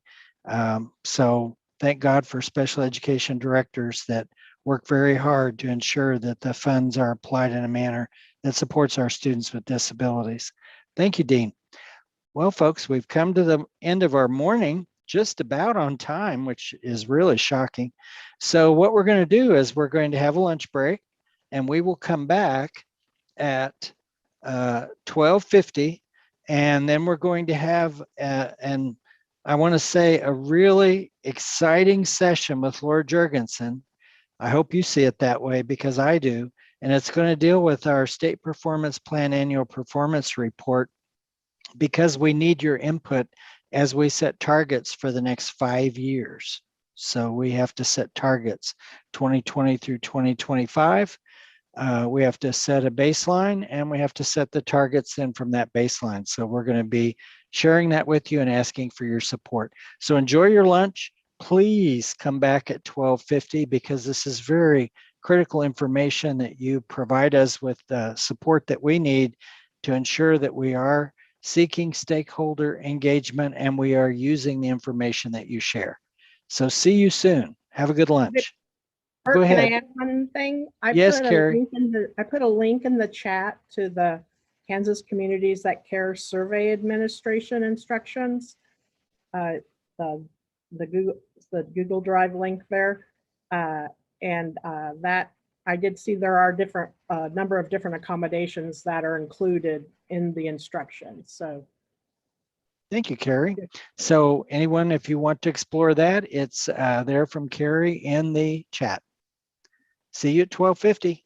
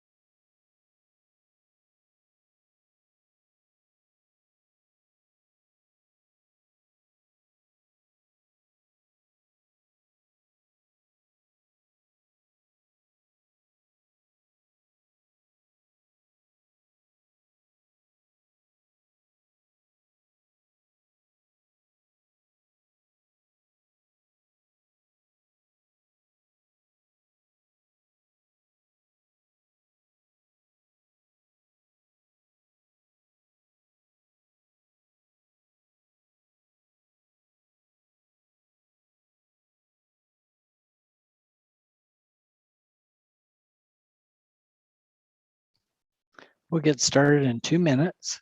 So this is your 2-minute warning. Then we'll get right into the SBP APR.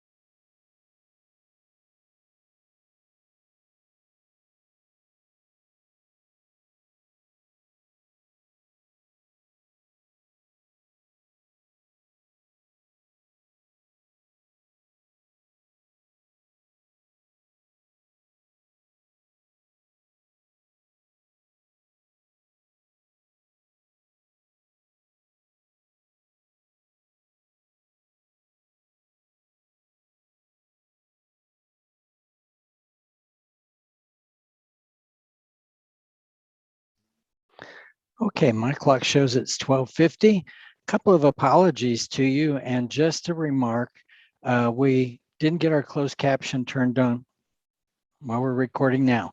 So we didn't get our closed caption on early enough this morning, and we apologize for that. And we'll make sure that we work on that in the future and that we have our interpreter here for anyone that needs the interpreter. And if you have a disability that requires certain accommodations or accessibility needs, then please let us know and we'll do our best to accommodate and make sure that you have access to all of our information, our materials.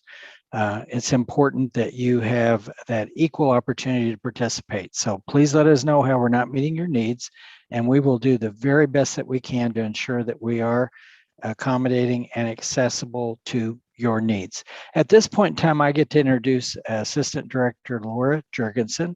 Laura is going to review the state performance plan and annual performance report that Wayne mentioned this morning, and I'm very excited to have her come and talk to you and review this process with you. So Laura, I'm going to turn it over to you. Good afternoon, SEAC members, and especially a warm welcome to those of you that I have not yet met. So like Bert said, I am an assistant director on our team. My main area of responsibility, for those of you who don't know me, is I oversee our state's general supervision system, which is a term from the law. In Kansas, we call that the Kansas Integrated Accountability System, KIAS, maybe it's an acronym that some of you are familiar with. And basically what that means is it's the people on our team, and there's a lot of people who do this on our team. We help school districts follow the law. We help school districts and families understand the law. And when school districts are not following the law, we help them do that. It also includes all of the monitoring and compliance type activities that we do to check in with districts to make sure that they are following the law. So accountability, technical assistance, and underneath that umbrella is the state performance plan and annual performance report. I have the pleasure of coordinating these efforts for our team, but this is absolutely a team effort. There is a big group of people that works on this very important report. We meet nearly every month to work on this for at least a day, sometimes 2 days. And so what this is, for those of you who are new to SEAC and may not be familiar with this report, is it's a report that each state has to turn in annually to the U.S. Department of Education. And it's not just a report, I should say, it's also a plan. It's a plan about how the state is going to be compliant with certain aspects of special education law, fully compliant, and also how is the state going to focus on improving certain outcomes. And then in the annual performance report, we get to talk about how we did on those outcomes. We get to show our state data, talk about whether we're meeting our targets, and if we're not meeting our targets, what are we going to do to address that? So that's what this is. And what we're going to talk about today specifically, we've been kind of building up towards this over several months, is we are entering into a new cycle of the state performance plan and the annual performance report. The cycles are typically 5-6 years. Sometimes the U.S. Department of Ed is not quite ready at the end of one cycle to shift to another, so they extend a cycle, which is, we're just finishing an extended cycle that was extended for a couple of years. But entering into a new cycle is an exciting opportunity, right? Because you kind of get to regroup, you get to reset, and just make sure that you're focused in the right direction. You take a really hard look at your data, and you get the opportunity to decide, do we want to set a new baseline year based on how things are going? Do we need to set new targets that are rigorous and achievable? And a huge part of that kind of refreshing, resetting is stakeholder input. And so the U.S. Department of Education has always had requirements around stakeholder input when it comes to this really important work. But for this next cycle, U.S. Department of Education is getting much more specific about the stakeholder input that they expect states to engage in, which is an exciting opportunity for us, because when it comes to stakeholder input, we have what I like to call a well-oiled machine. We have a process that we run through to get feedback, adjust based on that feedback, and move forward. But with new requirements comes new opportunity, right? To take a hard look at the stakeholders that we're getting information from and ask ourselves, are we reaching diverse enough stakeholders? Are we building their capacity so that they can give us meaningful input? Are we giving them different ways to provide us with feedback? Are we turning around and acting on that feedback? And most importantly, once we get that feedback in, what are our mechanisms and our timelines for communicating our decisions back out to our stakeholders? So that's the place that we are right now. Is we've been doing some work internally. We've put together some information for our stakeholders to build their capacity. We're asking for their input. We're showing them historical data visualizations. We're showing them, we have data visualizations where stakeholders can interact with the data and just play around with, well, you know, if I wanted to increase targets by this much, what would that look like? And so we have some interactive data visualizations that we'll talk through today. And then we have some proposed targets that we'd like our stakeholders to review. And then we have a survey to ask them for their feedback. Are our targets too rigorous? Are they not rigorous enough? Or do we get it right? So we're just starting on this journey. Our stakeholder input website, well, it's not a special website. It's part of an existing website we already have. It just went live on Friday. And so we're just starting our live stakeholder meetings. So I'm excited to be able to talk with you all early in this process. It's really important for us to hear from you, especially because you are, I think I called you this in April too. You're our most important stakeholder group. You're like the king of all stakeholder groups, right? So it's our job at KSDE to make sure that all of the stakeholder feedback we're getting feeds up to you, okay? Because ultimately you are the last voice on this to KSDE before we make our decisions. Not just the last voice, but the most important voice. Because you're such a representative group, you're a diverse group, but also because you're in the law, you're in IDEA, right? So you're our most important stakeholder group. So I'm here today to talk you through some of this information that we've put out for stakeholders, not all of it. But what I really hope you do, what you all do at this time, is that you ask questions and that you talk to us, that you give us your feedback and you let us know, are we on the right path? Are there other things we should be thinking of? Because the things I'm going to walk you through, honestly, you could sit at your computer and you could walk through them yourself. So the benefit of doing it, with people like me and Carrie Haig and Bert and others I'm going to introduce, the benefit of doing it on a Zoom with us is you can ask questions. You can give us feedback. We're listening to you, right? So I hope that you interact with me and you make this time valuable for you and that you get what you need from it. So just to preview where we're headed from here, okay? Stakeholder input, like I just indicated, opened last Friday. So we're early on in this process, excited for your feedback about what more we should be thinking about. We're planning for an initial close of our stakeholder feedback period in mid-August. And we meet as a group internally in August. And we're going to look at our stakeholder feedback and we're going to look for gaps and see, are we getting good representative feedback? Are we getting the amount of feedback we expected to see? What have we done so far? What more could we do? And then we're going to take that time between mid-August and when we see you all again in September, and we're going to do some targeted outreach if we need to, based on where we are in August. We're really going to try to, before we see you again, make all of our best efforts to connect with various stakeholders and really get representative feedback so that you all can give us your input in September and we can make good decisions together. So that's what will happen in September is we'll come back to you.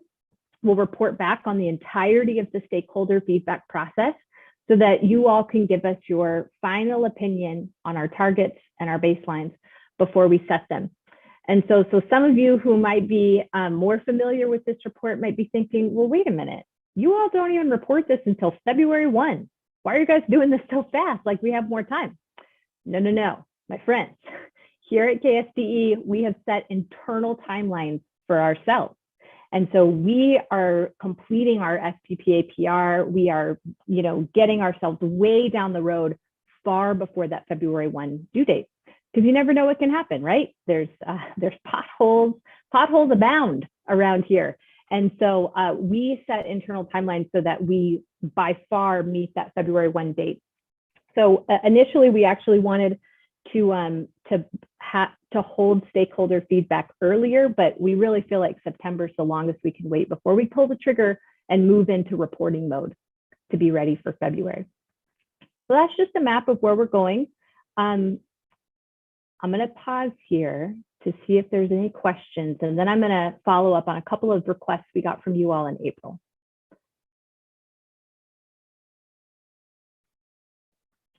I tend to just talk without breathing, so you all should feel free to interrupt me and put things in the chat if I don't, take a breath and give you an opportunity to speak. I really appreciate that Kelly popped the SPPA PR link in the chat. That might be a good thing to have pulled up as we're moving through here. I don't have PowerPoint slides for you all today. I'm getting real tired of PowerPoint slides, honestly. So I did prepare a handout that was emailed to you all yesterday. Kelly sent that out. But I'm going to spend some time bouncing back and forth between that handout and this SPPA PR page, as well as our Tableau public page, where we have all of our data visualizations. I'm going to go ahead and pop that in the chat as well, just because I think there's so much fun that can be had by looking at data. And I trust that you all are excellent multitaskers and you can be playing around and looking at this data, while you're listening to your colleagues talk about SPPA PR. Okay, so I want to follow up on a couple of things from your April meeting, 2 requests that we had from you. So the first request is that you all asked us for a subcommittee made up of SEAC members that could work directly with KSDE as we move through this process, so that we are, of course, still coming and reporting back to you at your meetings. That's important. But you all voiced a desire to work with us in addition to receiving those updates. Not all of you, there's a lot of you, but a representative subcommittee of you.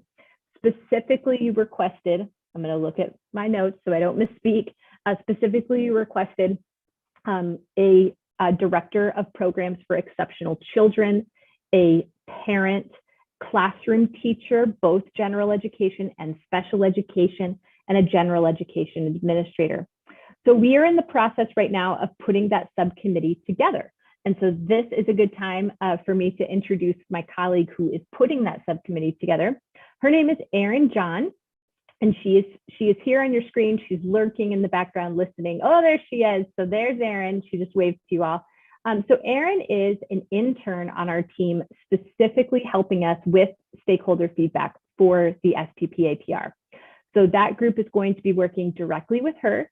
So we identified SEAC members who hold those roles, not all of them, but one SEAC member per role. So initially we're reaching out to them to see if they have the time and capacity, because it's kind of initially it's a short turnaround, but we really see the value of this group in the long term as someone that we can be working with and connecting with as we continue to work on this important topic.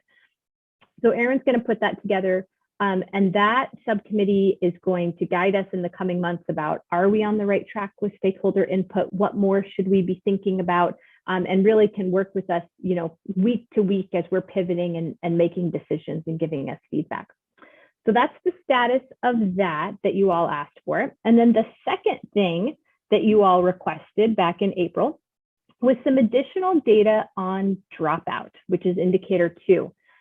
This was an excellent data request. And so the request was, could we compare sorry, I'm looking at my notes again, so I don't misspeak.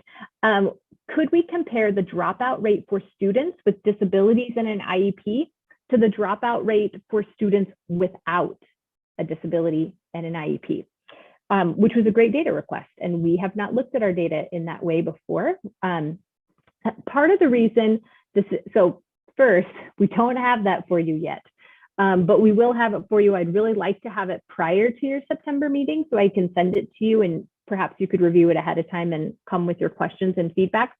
Part of the reason that we don't have it yet is we don't have access to all of that data here on our team. So we have to put in a data request to get that, which we have done, and we're waiting for it to be filled.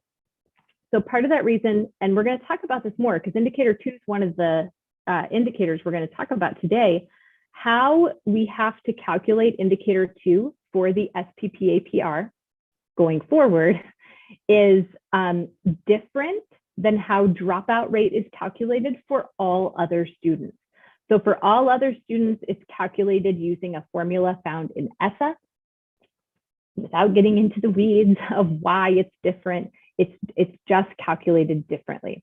So what we have to do is first we have to be able to get to the data of all students that don't have an IEP, which we don't have on our team, right? So somebody's got to go get that for us. And then they've got to take that data and they've got to calculate it in the way the SPPAPR data is calculated, which is different. So maybe more information than you wanted, but that's what's happening. We've put in the data request, we're waiting for it to be filled. But that's exactly the kind of thing that I love to get requests like that, right? Because we look at this data all the time and we tend to think of things in the same way. So I love it when I come talk to all of you and you're like, well, let's look at it this way. We're always willing to do that. Any questions on that before we dive into today?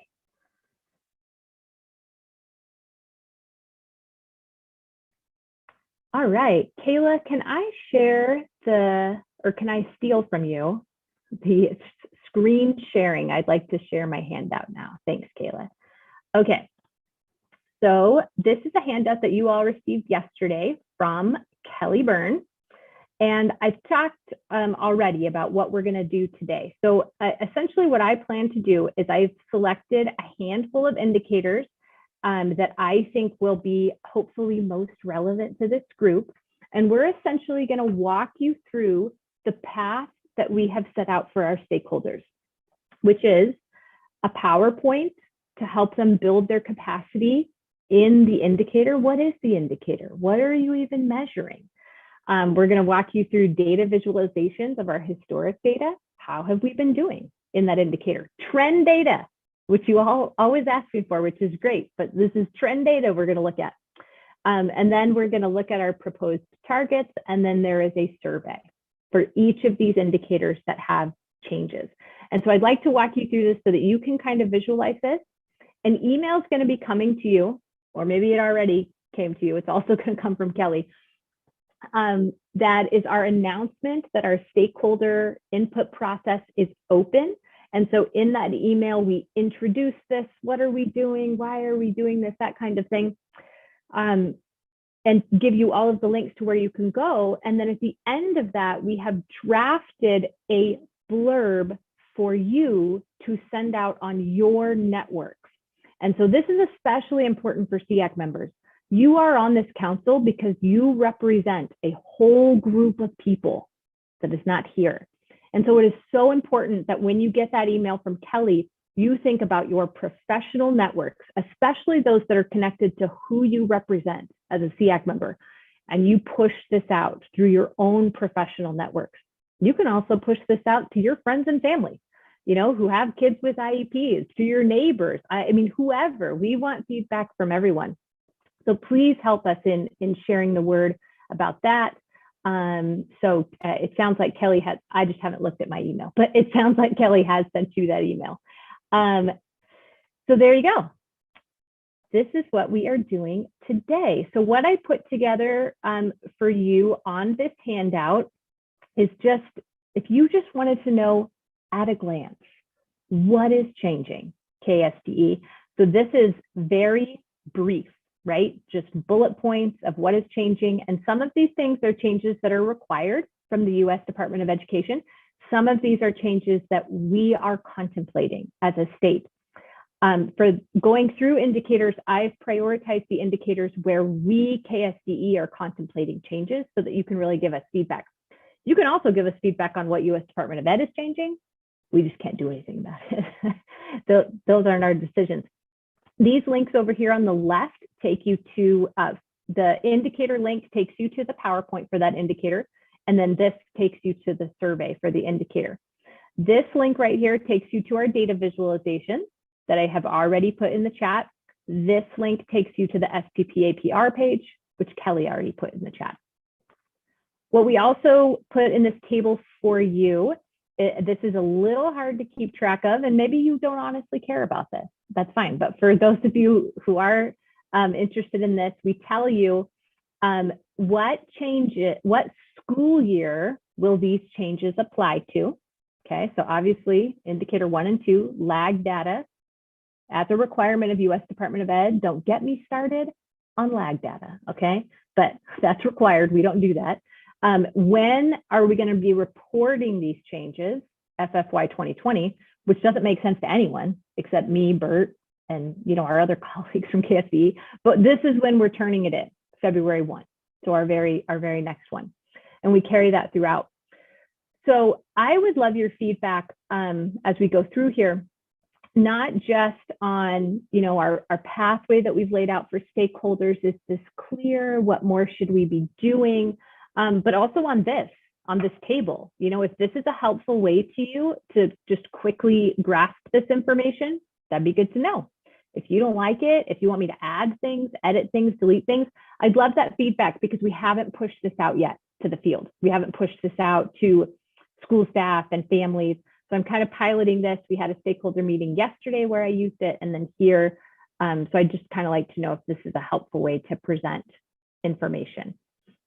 And then if you have this pulled up, my questions for you all are at the end. But I'd love for you just to give me this feedback throughout, right? You don't have to just wait for the end. And you're welcome to do that via the chat, or like I said, interrupt me as I go through this stream of consciousness. Hey, already getting some feedback in the chat. Okay, on the data visualizations. So all of the credit for these data visualizations goes to my colleague, Kate Petrie. And I think Kate is here lurking in the background. You're probably not going to hear from her because she's a lurker. So Kate is with one of our TASN projects. Kate created all of these data displays, and they are fantastic. I'm really excited about this new direction that we're able to go because of our use of Tableau, especially the ability, like, Trisha says to interact with the data. It's a lot of fun. So I'm excited to continue using that going forward. So let's just pretend we're stakeholders. You don't have to pretend, you're actually a stakeholder. And let's just walk through one of these indicators. I am going to start this morning with indicator 8, which is family engagement.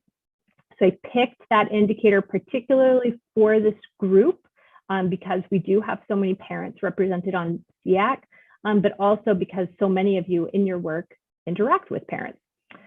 So if I were a stakeholder, mostly for our stakeholders who have access to the internet, we'll talk later about how we're trying to reach stakeholders who don't have access to the internet.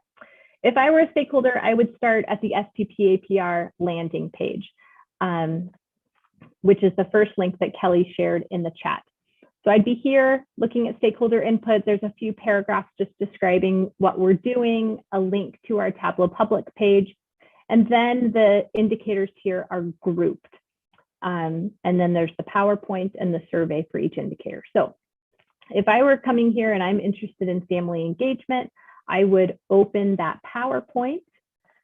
And I'm not going to walk through with you every single slide of this PowerPoint. I've already voiced my exhaustion of PowerPoint. But especially in this first one, I'm going to walk you through more slides because a lot of these slides are repeated throughout the presentations, and I kind of want you to get a feel for what's here. So first, we just tell people, what indicator is this? What are we doing? And then we talk them through targets. What are the requirements that are put on us as a state when we're thinking about setting our targets for each of these topics? So we have to set targets that are rigorous, yet achievable.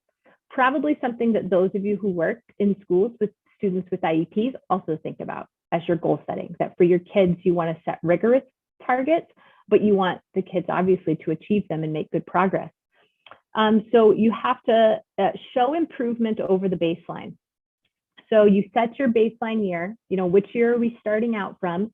And then throughout the cycle of the SPPAPR, by the end, you have to show improvement over the baseline for most indicators. There are a few indicators that are an exception, and my colleague, Carrie Rogers, is going to talk to you about one of those indicators that's an exception to that. We have to set our targets with the advice of stakeholders. That's why we're here. So this meeting is only useful to us. Well, we also like you, but it's mostly useful to us if you give us your advice. That's why we're here. We don't just, sit in a vacuum and do these things. We are permitted to keep our targets the same several years in a row.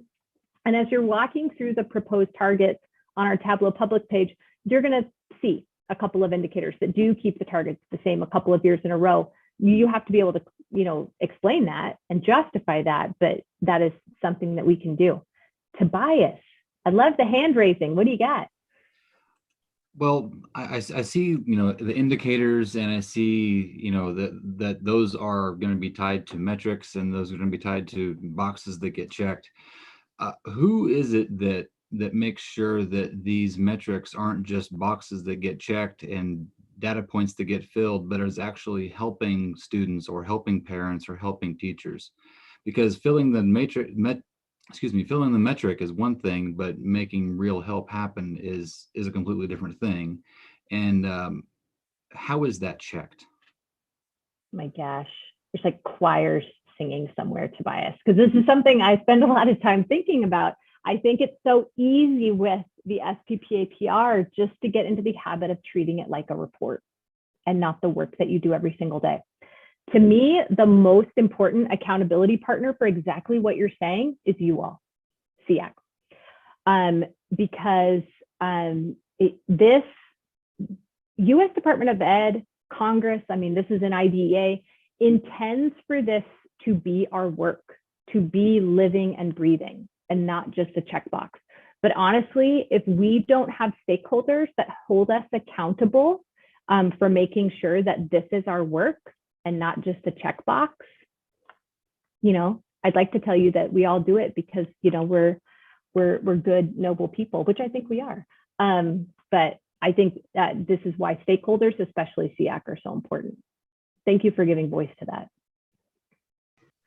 So Laura, yeah, this is Carrie. You want to talk a little bit about how the indicators are integrated within the Kansas Integrated Accountability System?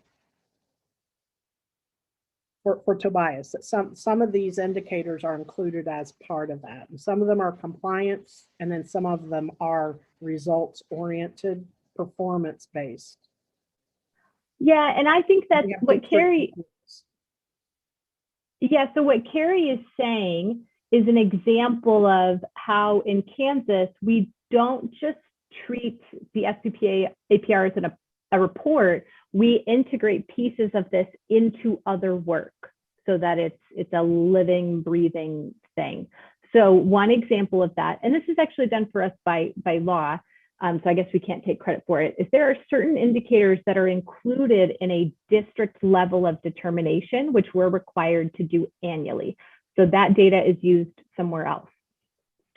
Something else we do as a team, and we're required to do under a different set of federal laws, a risk-based assessment of every district every year. And we mindfully chose certain of those indicators to place into that risk assessment because of their importance, especially the ones that have to do with outcomes. So for example, two of the early childhood indicators that focus on outcomes are included in that risk-based assessment of every district every year, but also pulling them into other things and looking at them kind of as a dashboard across other topics really gives you a good dipstick, so to speak, of a district and how things are going. But Carrie brings up a good example of one way we intentionally have made it so that this is not just a checkbox report, is we integrate this work into other things that we're doing.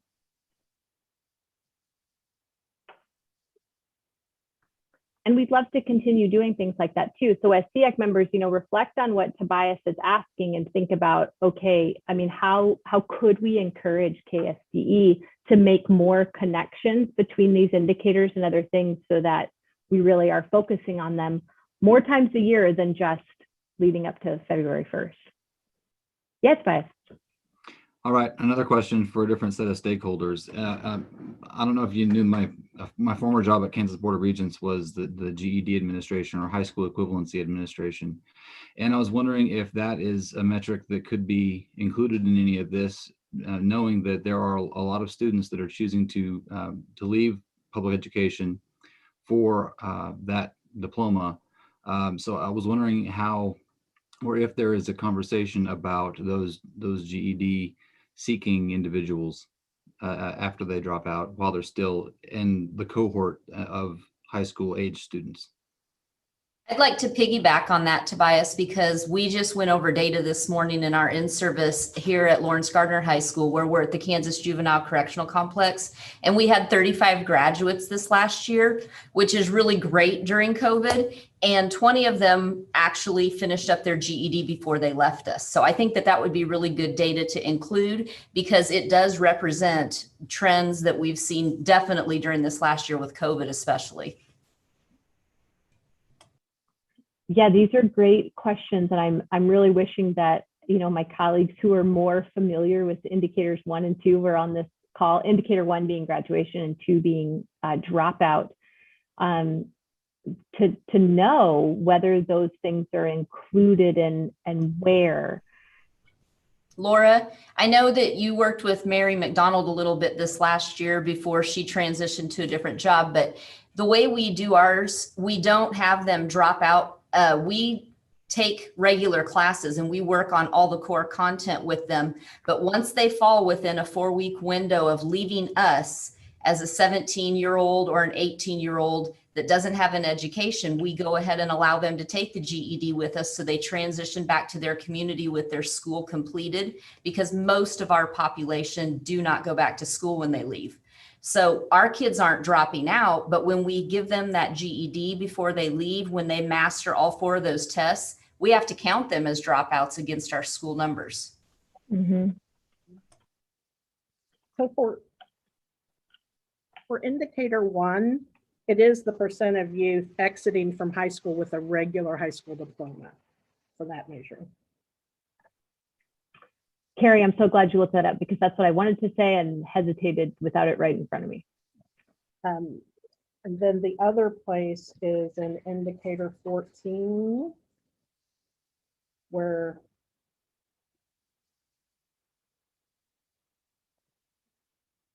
and I think if I remember right, that one also focuses on the collection is for regular.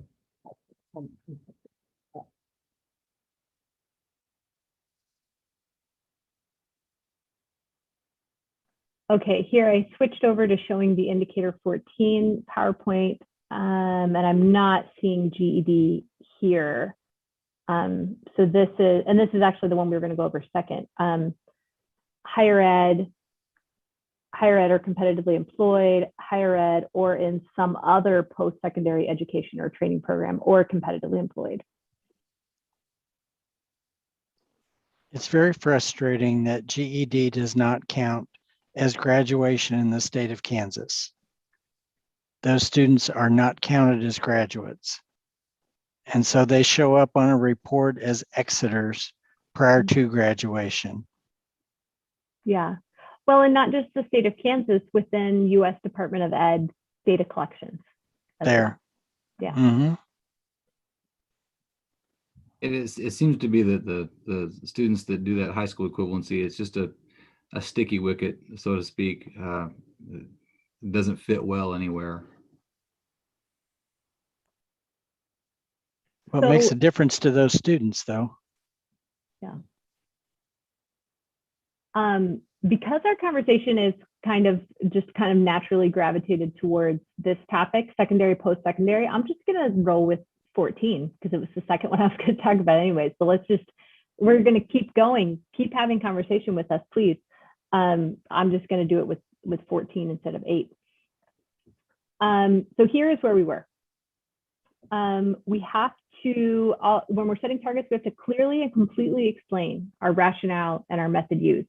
So in each of these PowerPoints that you might look through for indicators, you're going to see a slide that explains to you, how did we set our targets? What data did we look at? What methods did we consider? And it's part of building towards how we're explaining what we do. So here in this PowerPoint, you're going to see me scroll in just a minute. We grouped some of our indicators together where we thought we would have relevant stakeholders who are interested in several on a given topic. So on this PowerPoint, we grouped the indicators that have to do with secondary transition and post-secondary. So you see in this PowerPoint, it's a little longer than others, but we have 1, 2, we do mention 13. It's a compliance indicator. We don't set targets. U.S. Department of Ed sets our targets. But when we piloted this early on with stakeholders, we didn't include 13. And they said, where's 13?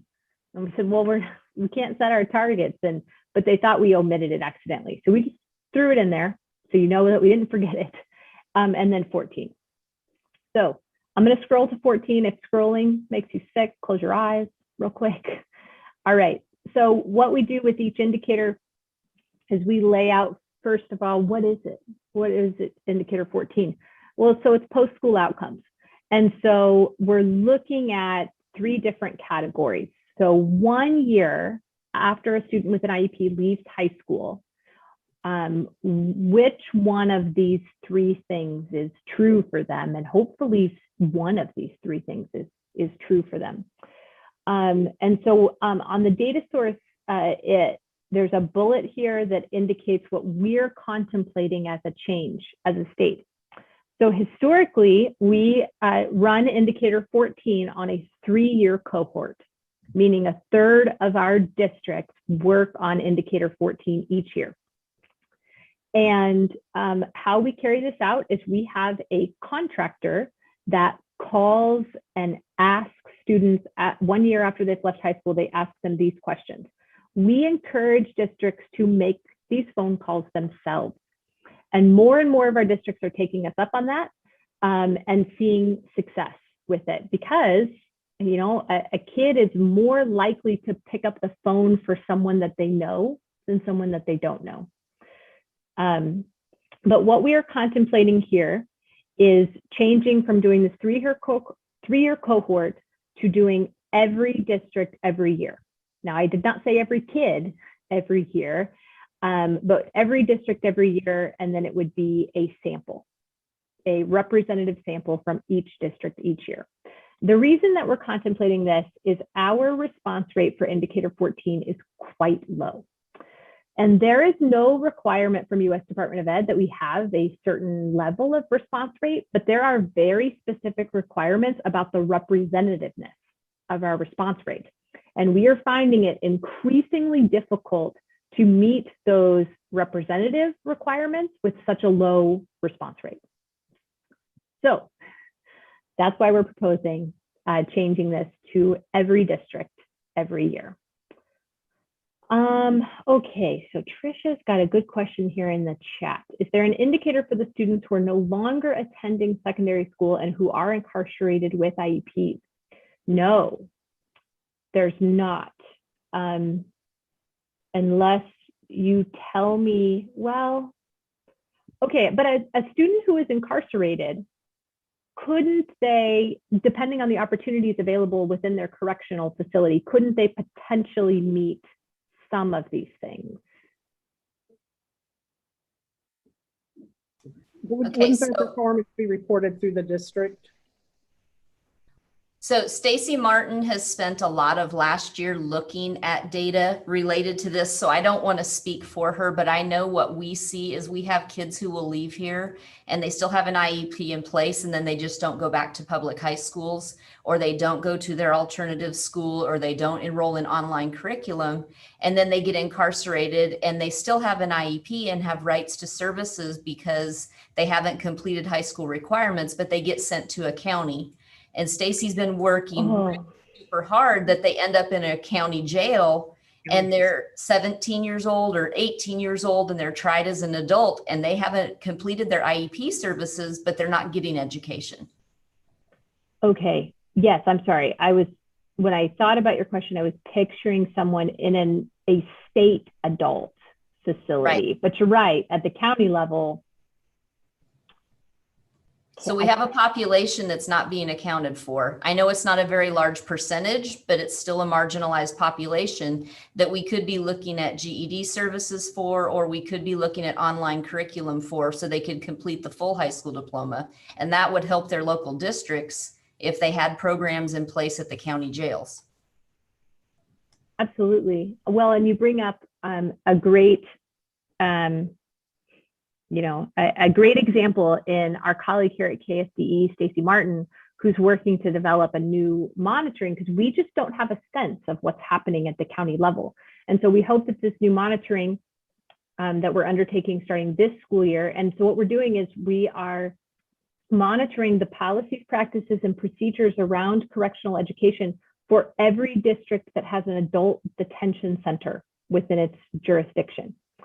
And once we can do that monitoring, that's going to give us a sense of what's out there. And then taking that next step, which is exactly what Tricia just said, is, okay, here's these gaps we've identified. Here's how we need to fill them and get opportunities, get districts to see how they bring these opportunities into their county adult detention facilities. No, that's a great connection. I appreciate you saying that.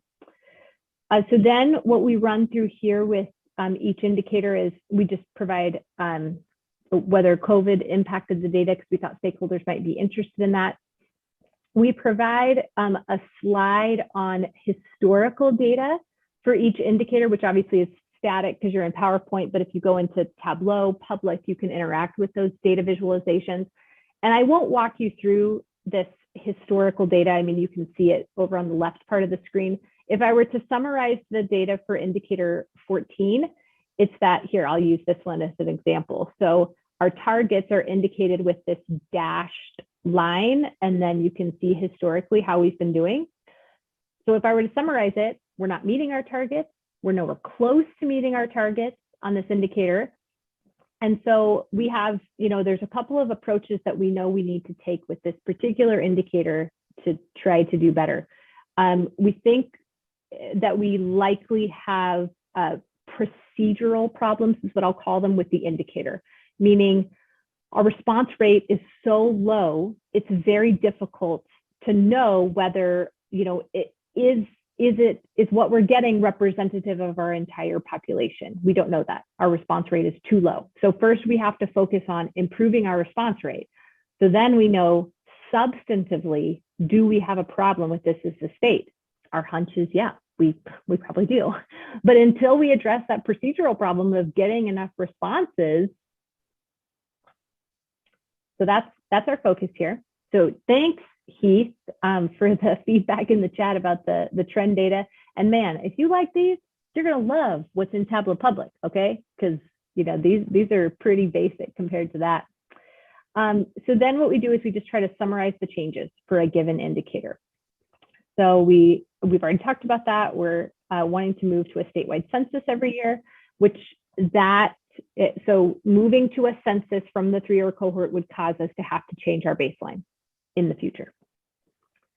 So then we just very briefly go over with the stakeholders, here's our proposed targets. In Tableau, there's data visualizations that show these as well. And here's that slide I told you about where there was a group of people, KSDE staff, TA providers, that determined the proposed targets. And here's how they did it. So they looked at trend data. They thought about keeping the targets the same. They thought about what it would mean to change the baseline. They're focused on, we want to grow, but probably what's achievable for us is maybe smaller increments of growth. So then the last slide in each presentation is a slide that explains where our data visualizations are, what is available there, and how you get to it. And so how you get to it is you click here, you head over there. So that's where I'm going to go next, but I'm going to pause to see if there's feedback on this piece of it, the PowerPoint piece.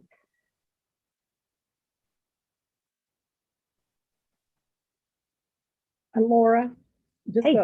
As people are thinking, I will reached out to Wendy to see if she knows the status of GED earners in the sampling plan. Sounds good. Thanks, Carrie. All right, let's jump over to Tableau, because really that's where all of the excitement is. So this is our main landing page here. It just tells you what we're doing. It tells you about our TASN project that created all of these for us. And then this is all of our indicators where there are proposed changes, either proposed by us or mostly proposed by US Department of Ed. I'm just going to continue on with my indicator 14 example. So if I were a stakeholder, I'd come over here to interact with the data. Okay, so the first thing you're going to see is there's different tabs up here. That this is a historical tab. It's telling you how we've done as a state. So there's just some standard information where you can hover your mouse over different icons and get more information. So what all are you people measuring? Okay, that's right here. When you report this to US Department of Ed, what do you have to do? That's here in the instructions. Don't worry, not every indicator has this much text to it, but we provide this information in case stakeholders really want to get in the weeds with us on this. You might be wondering, where does this data come from? Okay, well, that's not very helpful. State selected data source, but I've already told you where it comes from is we have a contractor who calls and surveys these students, or districts can choose to do it themselves.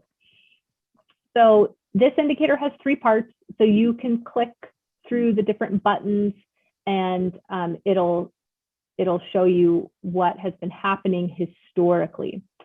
So this is a forecast feature. I'm going to go back to 14A. So this will tell you historically, this is how we've been doing. And based on how we've been doing, then Tableau projects out for you probably where you're headed based on where you've been. And then it just gives you some certain values, like what's the best we've ever done? What's the worst we've ever done? How are we doing on average? And then if you're a real stats nerd, you know, what's your standard deviation?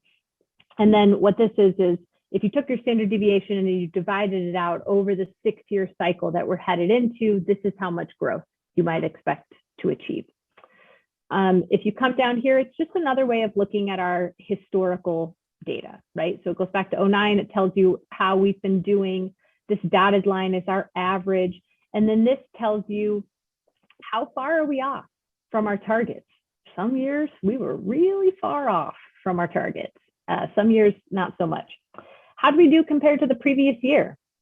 I mean, you all saw this up here. There's quite a bit of variability with this indicator. And this last column column tells you how are you doing compared to 09. Not great is how I would summarize that. 09 is our baseline year with this particular indicator, not doing so great. So if I were a stakeholder, I'd walk through to the extent I was interested. What's your historical data, Kansas? How you been doing? All right. So then you start to think of, okay, so what's next, right? You've asked me as a stakeholder to come give you my input on what you should set your targets at. So what should I be thinking about? So again, you can do that by indicators or by the parts of each indicator. And here's where you as a stakeholder get to play with the data. So you can enter a step size that indicates this is how much growth I expect you to achieve, Kansas, from year to year. Now, so what's limiting about Tableau Public is I indicated to you that we are actually able to keep indicator targets the same from year to year, but for the purposes of these visualizations, it will apply it to every single year, which is fine. So what this tells you, it does show you historically, but if I thought as a stakeholder, Kansas, you really could, I shouldn't say you, we are in this together, we really could increase 2% per year on this particular indicator. And that's what this would look like, right? So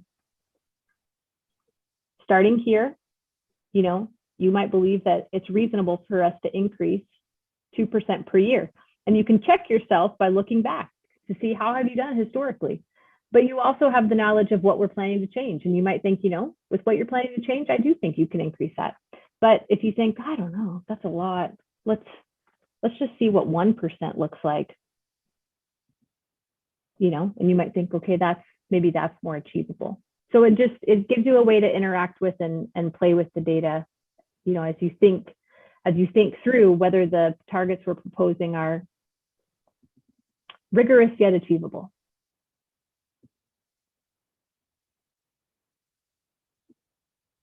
Okay, I'm going to keep going. So then this next tab tells you what is Kansas proposing as its target.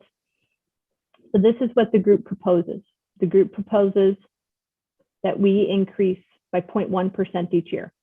And you saw the slide about what they considered and why they feel that this is what we're capable of in Kansas, is by increasing by 0.1 each year.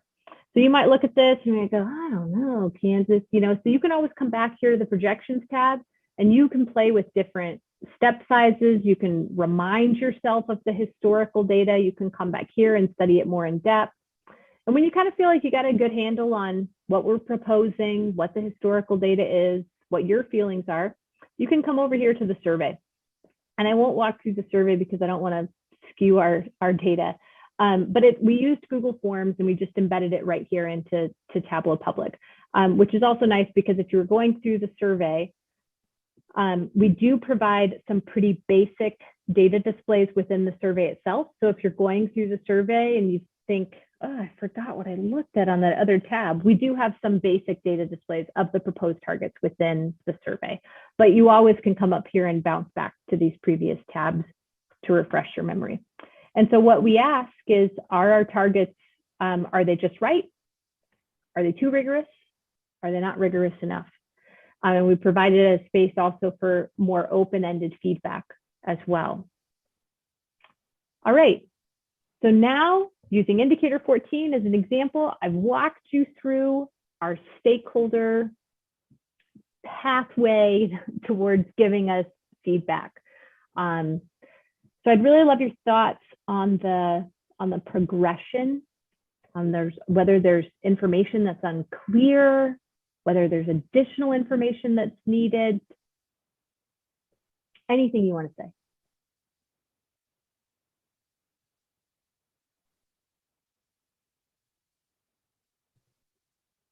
I know I mentioned it in the chat. I just want to say I really appreciate how this data is put together and how usable it is, how we can look at it to see the progress that we're making and the direction we're moving in relation to goal. I think it's so helpful. Thank you, Heath. I especially appreciate you saying that because you've really pushed us towards trend data and we've been working on this for a long time. And so I would hear your comments and I would think, oh, it's coming. But I didn't want to overpromise, so I didn't say anything.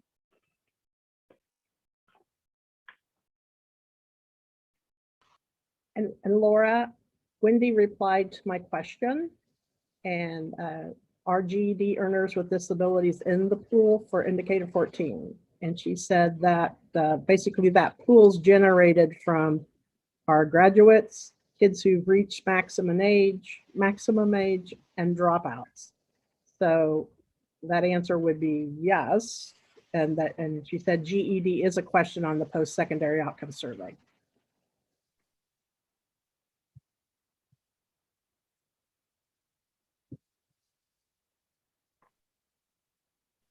Thanks, Carrie. This is Tobias. I might mention that GED is no longer a generic term. It's actually a copyrighted trademark. So high school equivalency test is probably a preferred nomenclature for that. Although in Kansas, GED is one of the only sources for high school equivalency. But Sue Gross-Didier at Kansas Board of Regents would be the expert on what is required for that. We went through some legislation changes to remove the phrase GED from our legislation, and it was quite a process. So I don't know if the phrase GED is in statute for your in your laws for KSDE, but that's quite a process to alter. Wow, thank you, Tobias. I did not know that. I'm going to go search our regulations after this. Have fun. Okay, thanks. Okay, I'd love to keep getting your feedback. What I want to do is there's a few more indicators I want to hit because there's specific feedback we'd like from you on particular indicators. I will not walk through the future ones in this level of detail unless you stop me and want to look at something. But initially, I wanted you to see our progression for stakeholders, okay? So now what I'm going to do is we're going to jump back to indicator 8 because we are proposing some changes to indicator 8 that I think you all should be aware of and that I would like your feedback on. We would like your feedback on. Okay, indicator 8 is called parent involvement. And what it is it's a requirement that we as a state have to survey parents, and we have to determine the percentage of parents who have a child that's receiving special ed, and they report to us that the schools facilitated their involvement as a means of improving services and results for children with disabilities.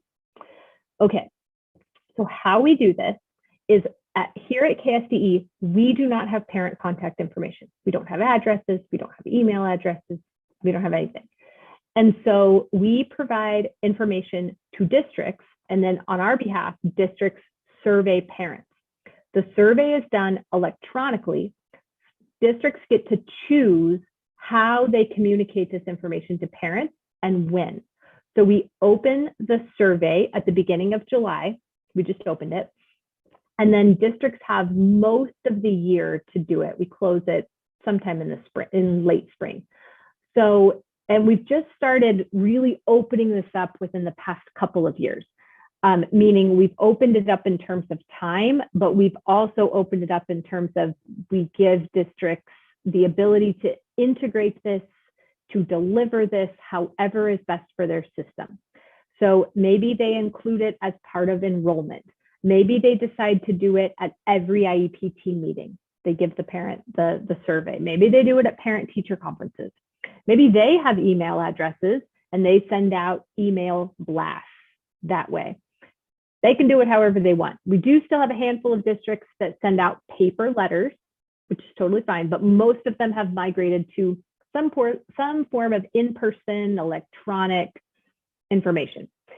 And the districts that have moved to do this electronically or do it in person, they're seeing their rates go up.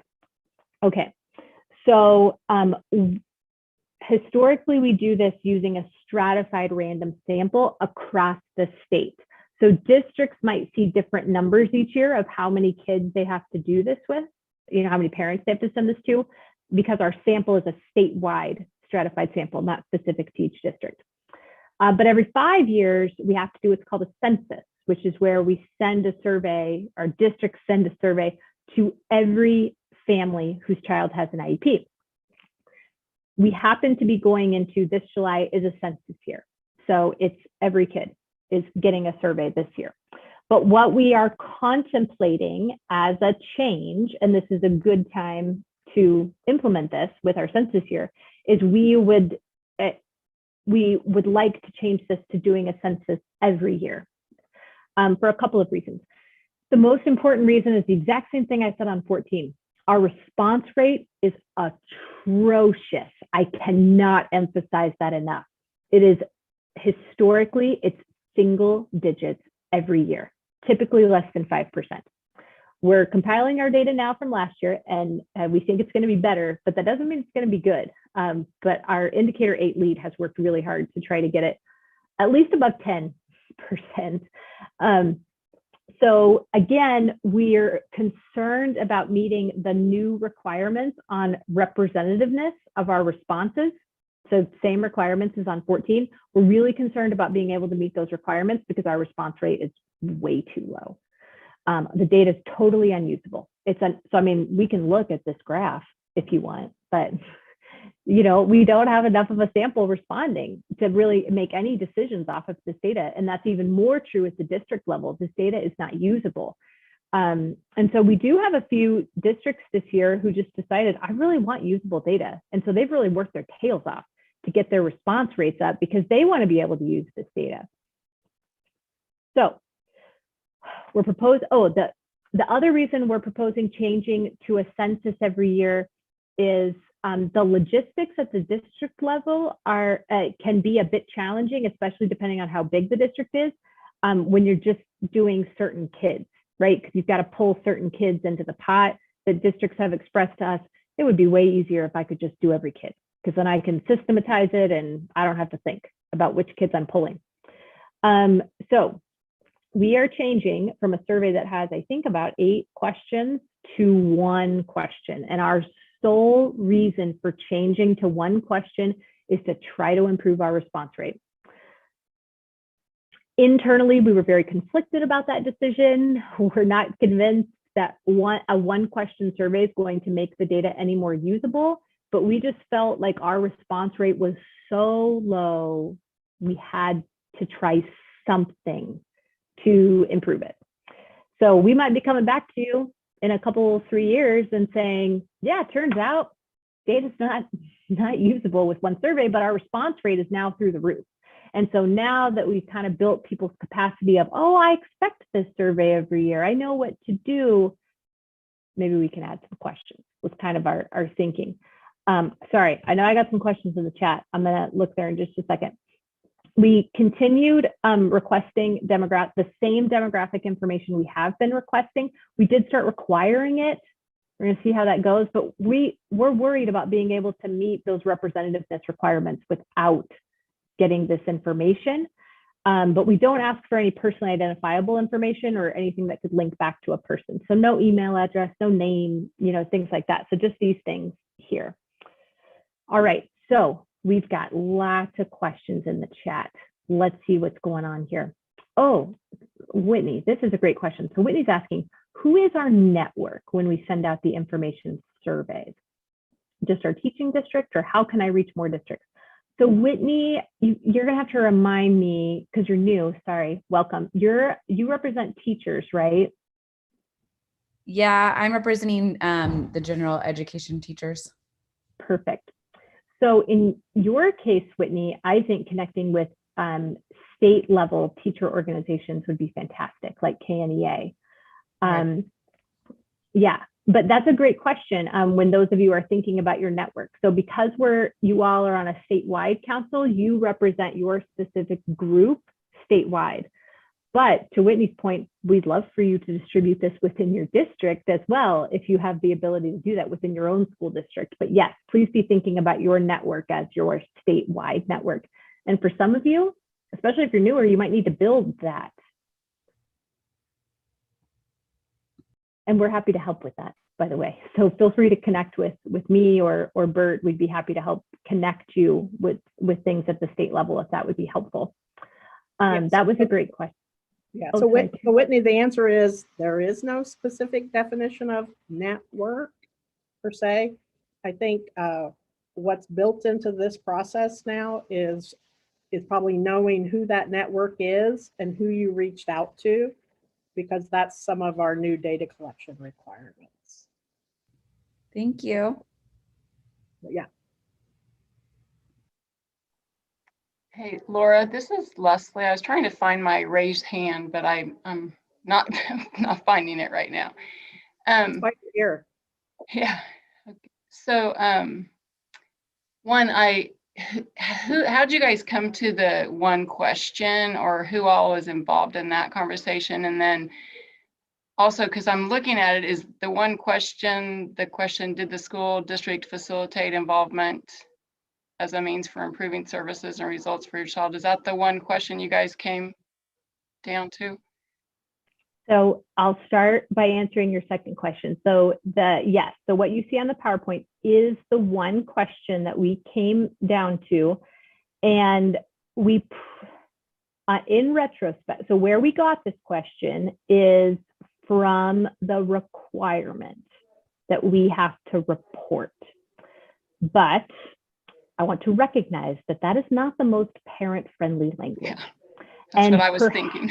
Yes, and perhaps we stuck a little closer to the requirement than we need to. I think as state staff, we're often wary of drifting too far from those requirements and then having to justify to OSEP, oh, what we're doing does meet your requirement. So I want to acknowledge that. And then your first question was, who is the group that decided to go in that direction? So all of our internal groups for these different indicators were made up of KSBE staff who either directly worked with this topic or who had an interest in helping, and TASN providers participated in that group. Okay, thank you, because that's what I was thinking. The word facilitate, although I think that we all use it all the time and know exactly what we mean by it, I just don't feel like that's going to be a word that a lot of families, are going to really, it's not going to resonate with them, in my opinion. But so anyway. You think it might trip them up, trip people yeah, up? I do. I don't know. Get the thesaurus out. I already did that and I didn't find anything I liked yet. But yeah, so I know not maybe something to think about, but. I appreciate that feedback. We had a stakeholder meeting yesterday with the special ed directors and got the exact same feedback. So I am going to take that back to the indicator group for more discussion on that. Yeah, so Jennifer's agreeing with you in the chat. Okay, and then the one other question, Laura, because especially with this being a census year, I think you called it, because it was good to know. I was wondering when that census year is, because I know at different times, particularly with our education advocates, we find that they don't receive the survey very often. And so if it's only sent out once every 5 years to everyone, I get that. So I think this will be a good year for some of us that also serve as volunteers in that capacity. We know that we'll be getting one. But I'm also wondering, how that works, because I assume that when the districts send them out, there's some way for it to be tied back to that district, right? Because they're going to want that information. Because I think about all the times that we're with families, that we are with families, that we could talk about the survey, and it'd be great if we could provide them with a link even. But I realized that there's probably lots of links to this survey. Does every district have their own link, or how does that work? So it is just one statewide link. Each district does not have their own link. As part of the demographic information, the parent does have to provide the district number that their child is in. So yes, I will have our indicator 8 lead, Melissa Valenza, send you the announcement that we sent out last week about this. And then of course, Families Together staff is welcome to share it. We did, so we did not create any mechanism by which, like, a parent could in theory submit the survey multiple times. And honestly, we just decided that our response rate was so low that we were just going to allow it. And if that does end up being a problem that we run into, we'll deal with it in the future. So I'm not really worried about duplicating at this point. Okay. So Leslie, would it be helpful for your office just to even know when when we pulled the data? It would be, yes, that would be So that very you helpful. know whether or not, like, if a student was identified after and ended up having an education advocate, then you shouldn't expect one, right? Yeah, But if they were identified before, sure. That way, at least you knew, make kind of a general time frame.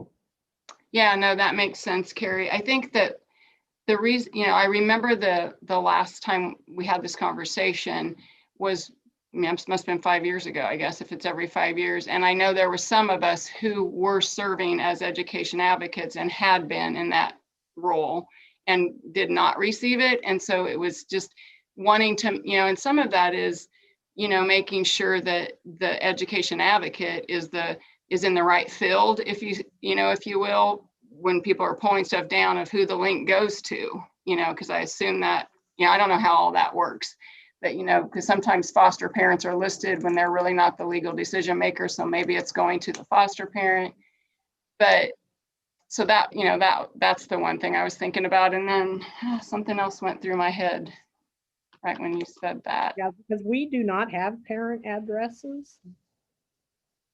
So yeah, it goes out by email mostly.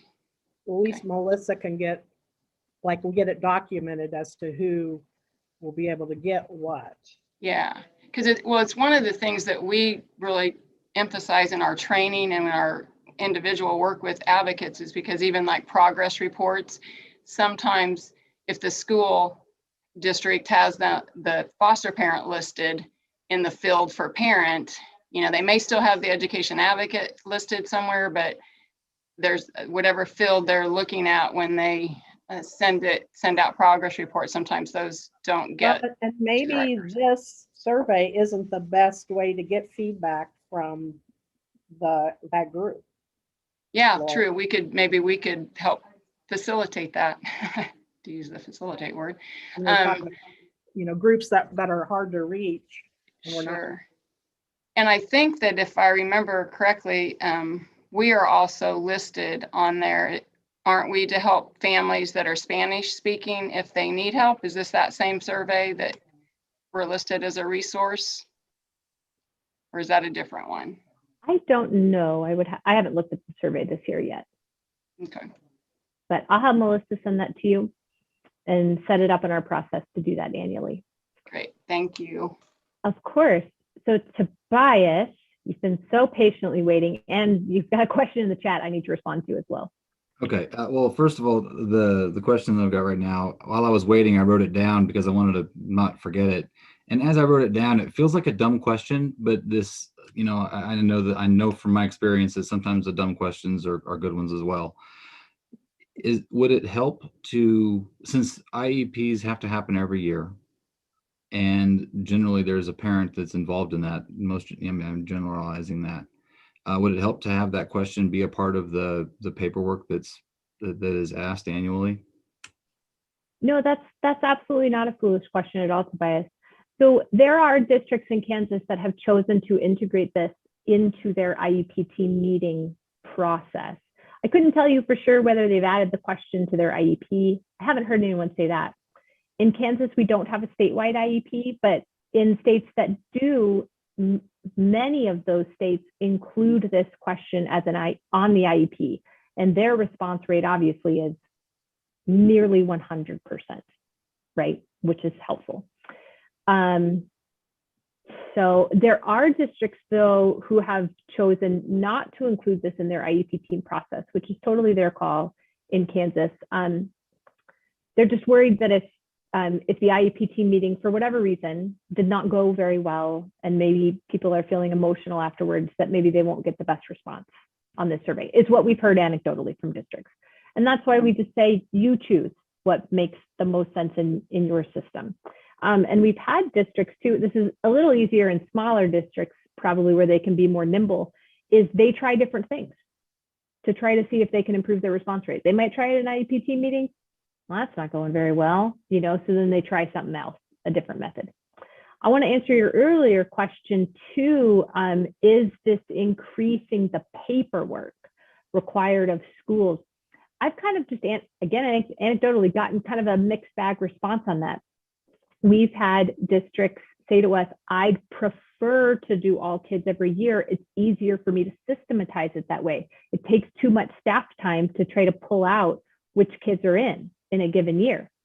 And then I would say probably a smaller number of districts who have said, yeah, this increases our work. We hear that a lot less now that we've relaxed, and just in terms of the options we give districts for how they can distribute this. We used to do this all via paper, right? And so we'd, like, as a team, gather in a huge room and have more paper than I've ever seen in my life, and spend like 2 days in there sending this out. I can't even imagine like how Wichita did this back when it was on paper. So yes, we heard all the time, we hate census year, it's too much work. But now that it's electronic, we really don't hear that anymore, unless the special ed directors who are on this group speak up and say it's horrible. I mean, Okay. we did send them stamps. I mean, we did. I don't know if that alleviated the workload. Okay, so Trisha's got a couple of questions in the chat I want to hit on. Oh, and so she asked the same thing as Leslie. What is the one question, which is right there on the PowerPoint slide? Yeah, is that merely checking the box? So the internal group who put this together is very concerned about that, and just was trying to weigh, we have to improve our response rate with, we want meaningful data. So the group selected this as a means of improving our response rate, because our fear was, even though we only had 8 questions, which we didn't think was very long, are there parents who are opening the survey and going, nope, not doing this. I don't have time for this. So our thought was, let's try this, see if it improves our response rate, and then maybe we could start swinging the pendulum back the other direction, maybe adding some questions in future years. Maybe we don't get back to 8, but maybe more than 1. Another thing we did is we have this question with a yes, no checkbox. We also have an open-ended response field. And we're just going to see whether that yields helpful data for districts or for us. Obviously, that's going to take a little more time to read through, but we didn't feel comfortable just putting out the question without another way to provide some information. Yes, so Jennifer agreeing with others, not parent-friendly language. Yeah, okay, I think I hit on Trisha's second question. Yeah, and so then to Jennifer's point, and I think she was responding probably to something Tobias said, is, so Tobias, we just collect all of this. So we get the information out of the electronic survey, but it doesn't come through any state system, not like a monitoring system, not a statewide IEP, things like that. So I love the discussion around this.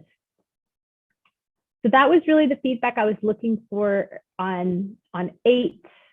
Is there anything more you want to talk about with this indicator?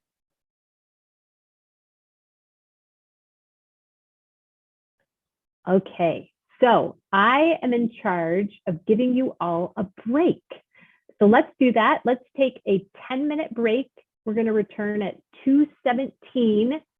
And then we're going to hit a couple more things on this before we have a KSDE update. Thanks for the great conversation. Please keep it up after the break.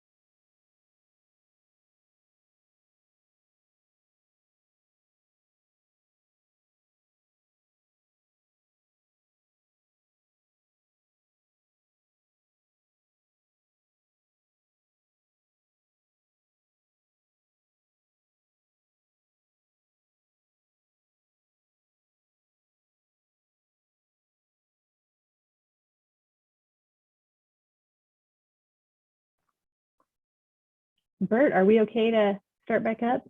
I think you're fine. All right.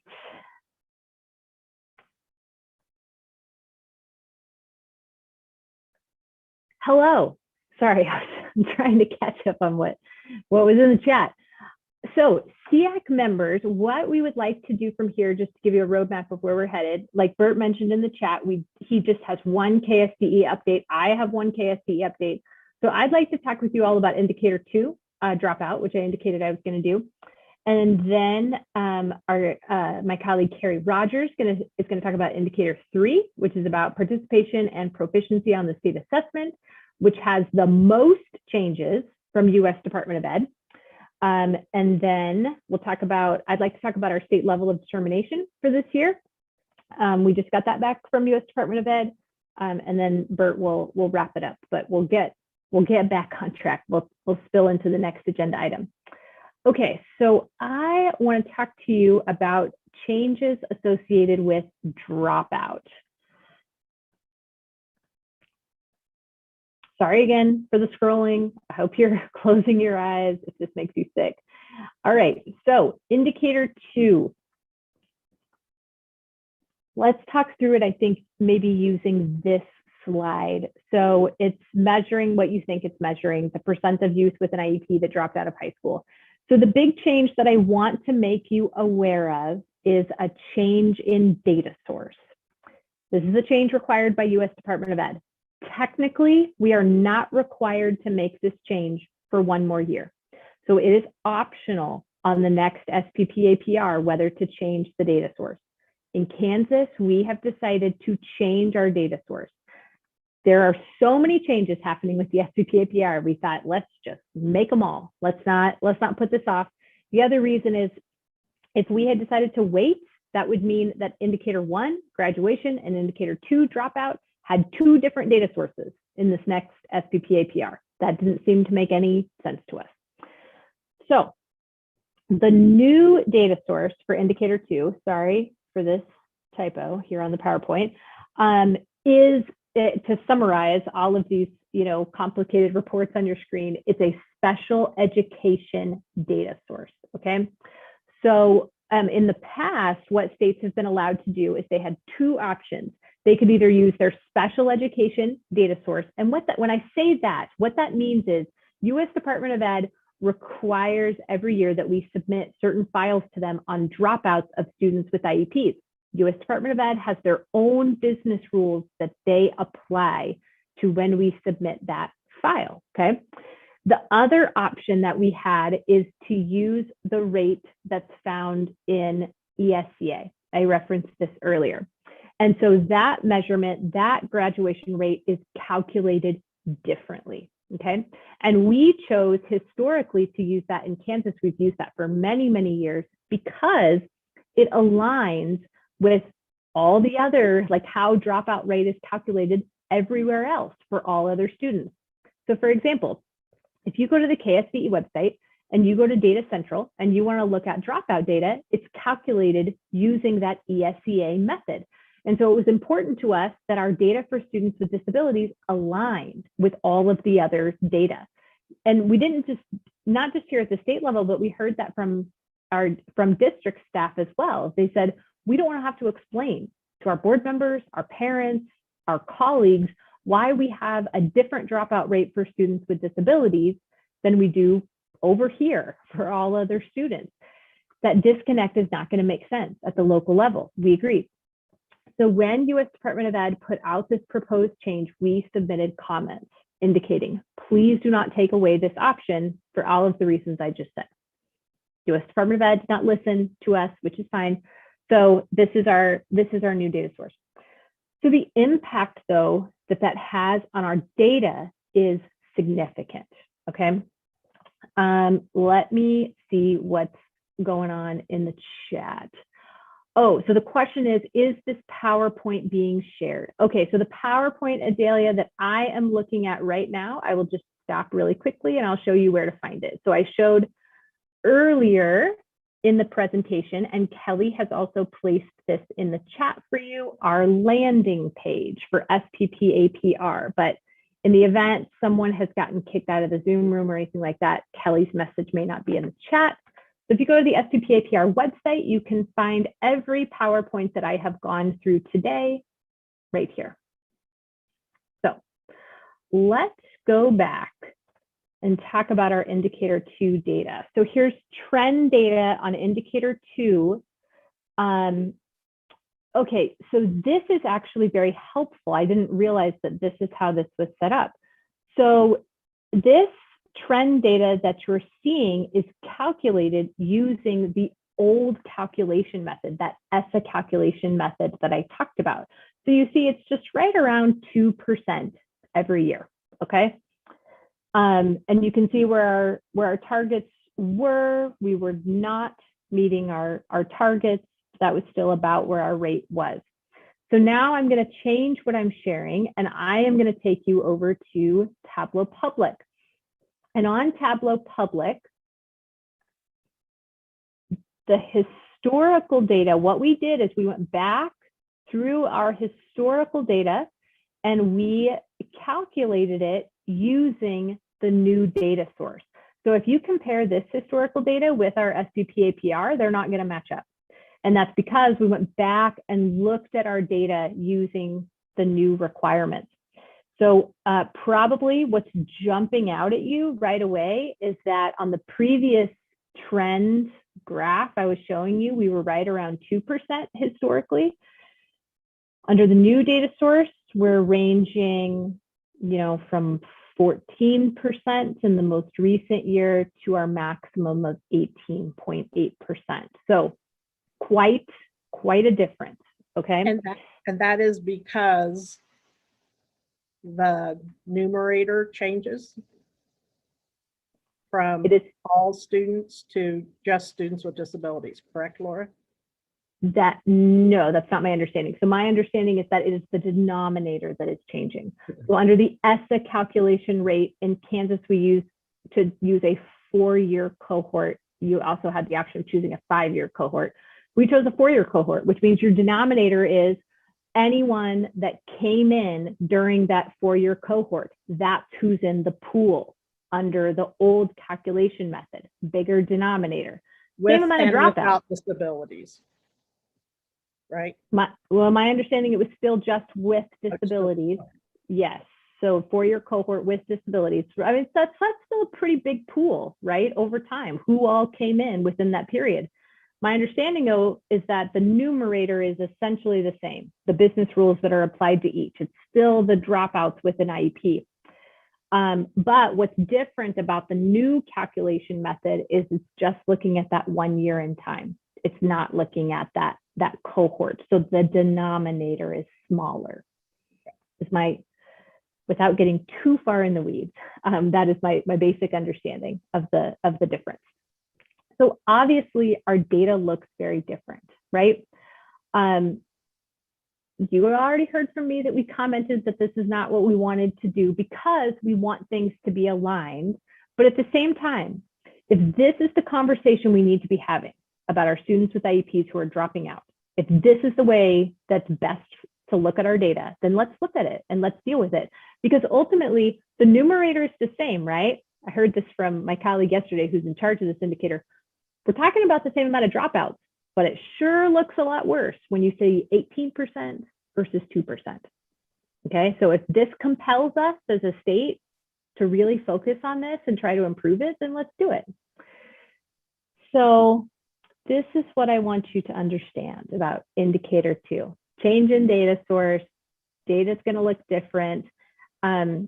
In the coming years, you're going to be hearing more from KSDE on this topic because, as I'm going to share in a few minutes, it's in our state level of determination that we get from U.S. Department of Ed, and we're obviously not getting our full points because our data is not great. So if we want to continue to meet requirements as a state, we're going to have to improve in this area. Okay, so check in the chat. All right, so Carrie asked me what the difference is, so I got that. Is there anything else you guys would like to know about dropout? Any feedback you want to provide? So students that don't finish their graduation requirements within that 4th year and continue on for a 5th or a 6th year or even a 7th year, they're considered dropouts? No, they're not considered dropouts as long as the district codes them appropriately. So there's a specific code in the KID system that would indicate that a student is continuing on until, well, can continue on up until 21, but no, they're not coded as a dropout. I thought that was critical to make that clear. Great question. Thank you, Bert. Okay, so the next indicator and the last indicator that we're going to talk to you about is indicator 3, state assessments, which I think is a nice lead up into our state level of determination, because that's another place in our state level of determination that we are not getting all of our points historically is state assessments. So I'm going to stop sharing my screen and turn it over to my colleague, Carrie Rogers. She's going to talk to you about indicator 3.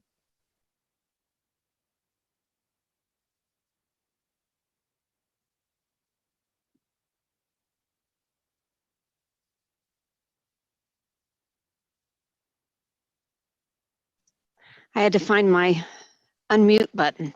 Okay, so with indicator 3, as Laura indicated, we have got a lot of changes. We had the most changes of all the indicators. Indicator 3 is our indicator that deals with state assessments. So it's participation and performance of students with IEPs on statewide assessments. One of the things, this is a slide that Laura showed on one of the previous indicators. We've got a little comment under here on the second, under number 2. With indicator 3A, which is now our participation, we do not have to show an increase from our baseline. The Department of Ed tells us that we need to test 95% of our students with IEPs on state assessments. So that 95% is all we have to meet. And so I will go into a little more detail when I get there. So with indicator 3, we have got, previously we had participation, and then we had proficiency against students with IEPs taking the regular assessment with or without accommodations. That has changed.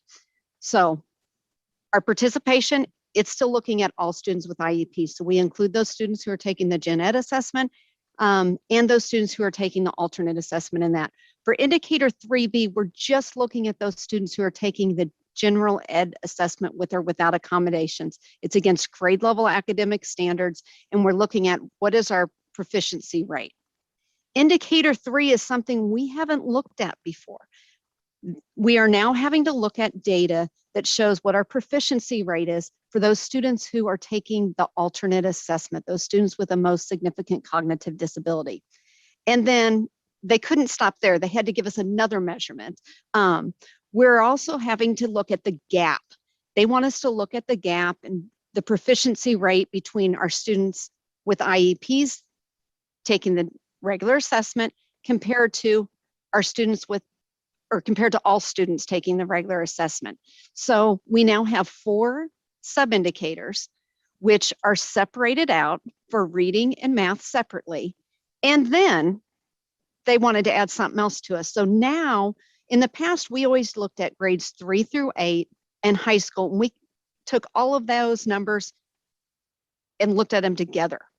The Department of Ed decided, no, you're going to look at 4th graders separately, 8th graders separately, and high school students separately. So we're only reporting on those 3 grades, but we're looking at them separately. And the reason for that is they feel that that's going to help prevent the masking of high performance, low performance, or improvement, no improvement that will occur if all grades are combined to generate an average. And you're going to see that in the upcoming slides. It also focuses on the effectiveness of early elementary instruction, which is a critical time in literacy development. It focuses on the successful transition of students with IEPs from middle school to high school. So how are our 8th graders doing? And then it continues to focus on high school, which is critical time for those students with IEPs that are transitioning to adult life. So our high school is our 10th graders. Our 10th graders take ELA and math. So when we look at our historical data for reading and for math, for participation, Kansas has always met that 95% participation rate. When we separate out by grades, in 2016, we were a little shy of that 95% for our high school students in both reading and math. But that's where our historical data is for participation. Proficiency, this was kind of shocking when I first saw this. Our proficiency for our fourth graders looks a lot better than it does for our eighth graders and high school students. And I think that's probably why the Department of Ed said, we're going to split this out and we want to look at these separately and really see what's happening.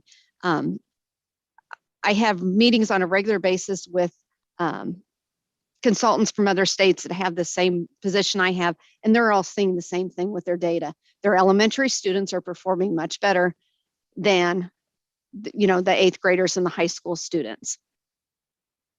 When we look at indicator 3C, which is those students who are taking the alternate assessment, or in Kansas, it's the DLM, it looks a little bit better, but we still have where our fourth graders are, you know, performing, their proficiency rate is higher for both reading and for math. One of the other things that I want to make note on here is you can see that our proficiency rate seems to be going down on the alternate assessment.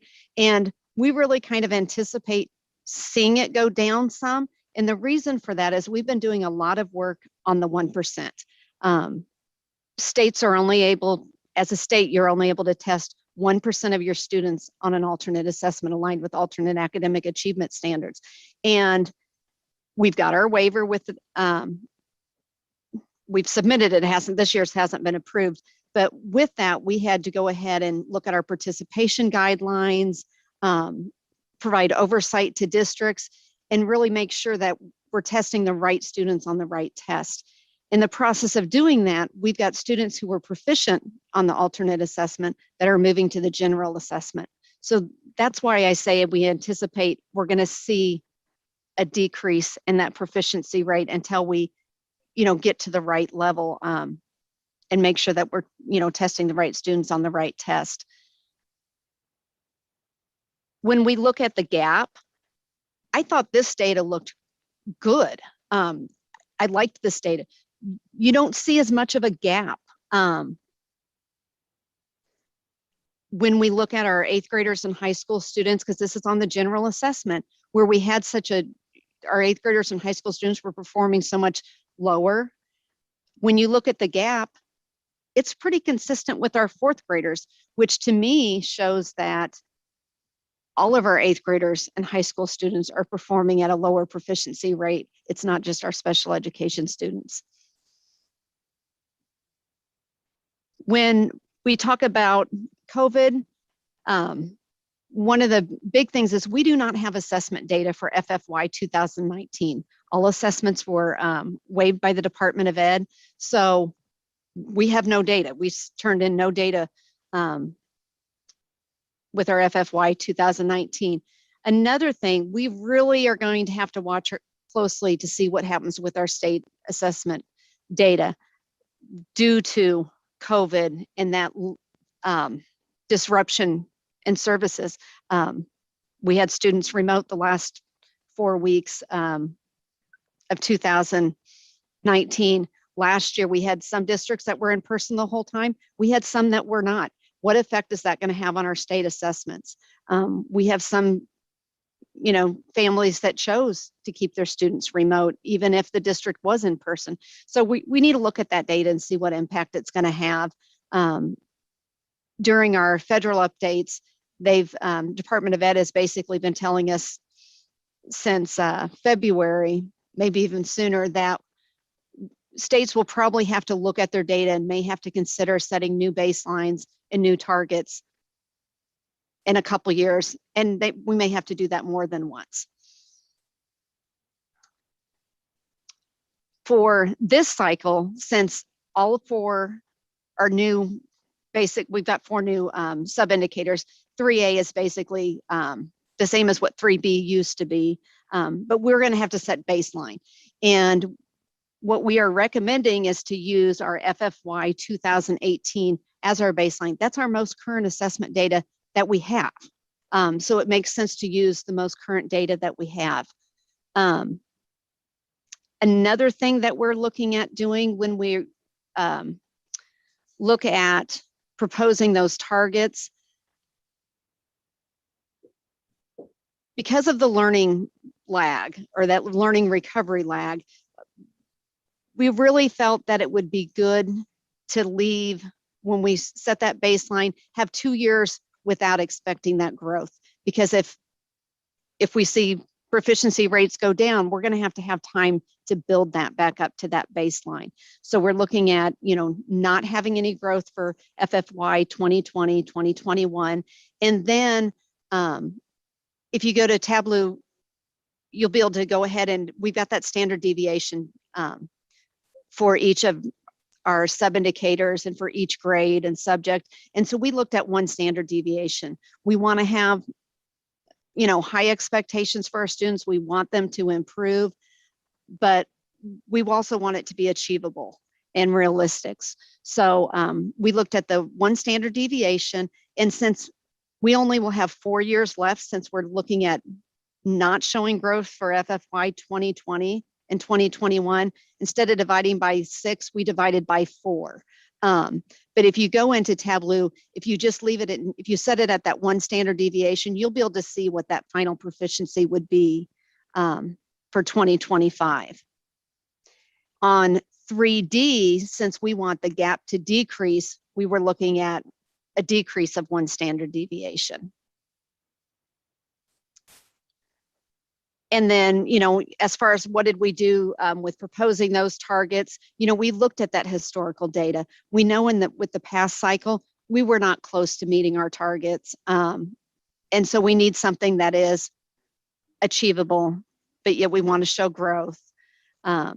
So we worked with the visual displays and Tableau and tried to find something that we thought would work. And then with 3A, we felt it would be best to recommend doing that 95% for participation. That was another one in the past that we had. I think our target last year was 98 point something for participation. We weren't reaching it. If we continue to increase that every year and go for that 100%, is that really realistic to have 100% participation? It would be great, but we've got kids that there may be a situation where they're not able to test. And so that's kind of what we looked at with indicator 3. Does anyone have any questions for me or any thoughts?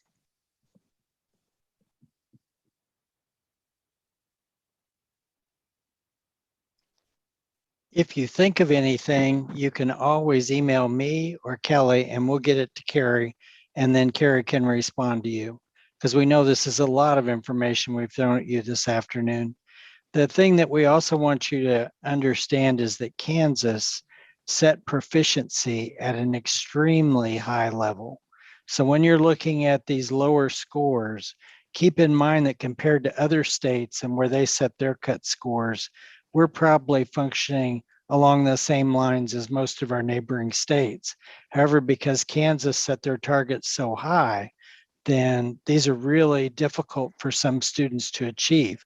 We're not going to lower the standard of proficiency, so we have to align with what our state has adopted.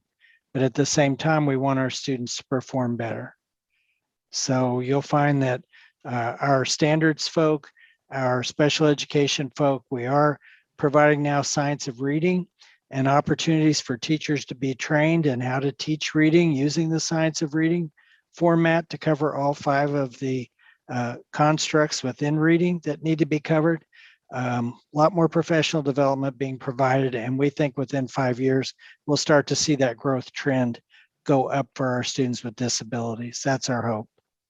Carrie, we really appreciate the time you spent going over this with us today. Laura, the same thing. You've overwhelmed and numbed everybody, I'm sure. We do want you to go in, though, if you will, please, and look at the Tableau, look at the indicators, go in and play with the standard deviations or with the percentages. See what you come up with. Provide us with feedback, because your feedback is going to be important, and we will have more in-depth conversation on this come September 16th at the next meeting. Thank you, Carrie. And So I think- Laura, yeah, go ahead, Carrie. So we also owe Carrie and Rogers somewhat of a debt of gratitude, because all in all, how many targets do we have to set? 100. 144 144 for indicator 3 alone. So I'm in awe of how you were able to present that information in a way that I understood it. Very nice.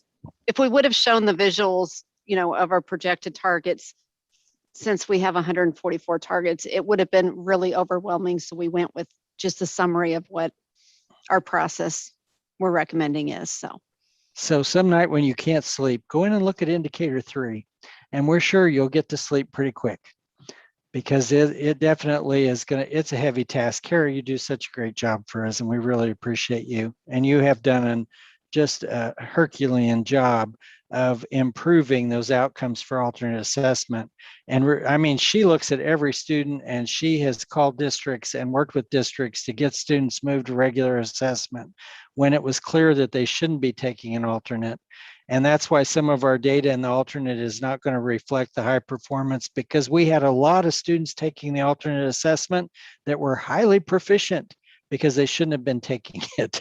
So as you get down to the students who should be, you're going to see the scores go down, which we anticipate. And that's why I say 5 years from now, we hope to have much better data to report to you on the assessments.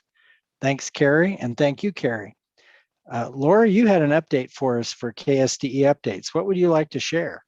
Thank you. So just very quickly, I've already mentioned this once, I think. We do have our state level of determination from OSEP.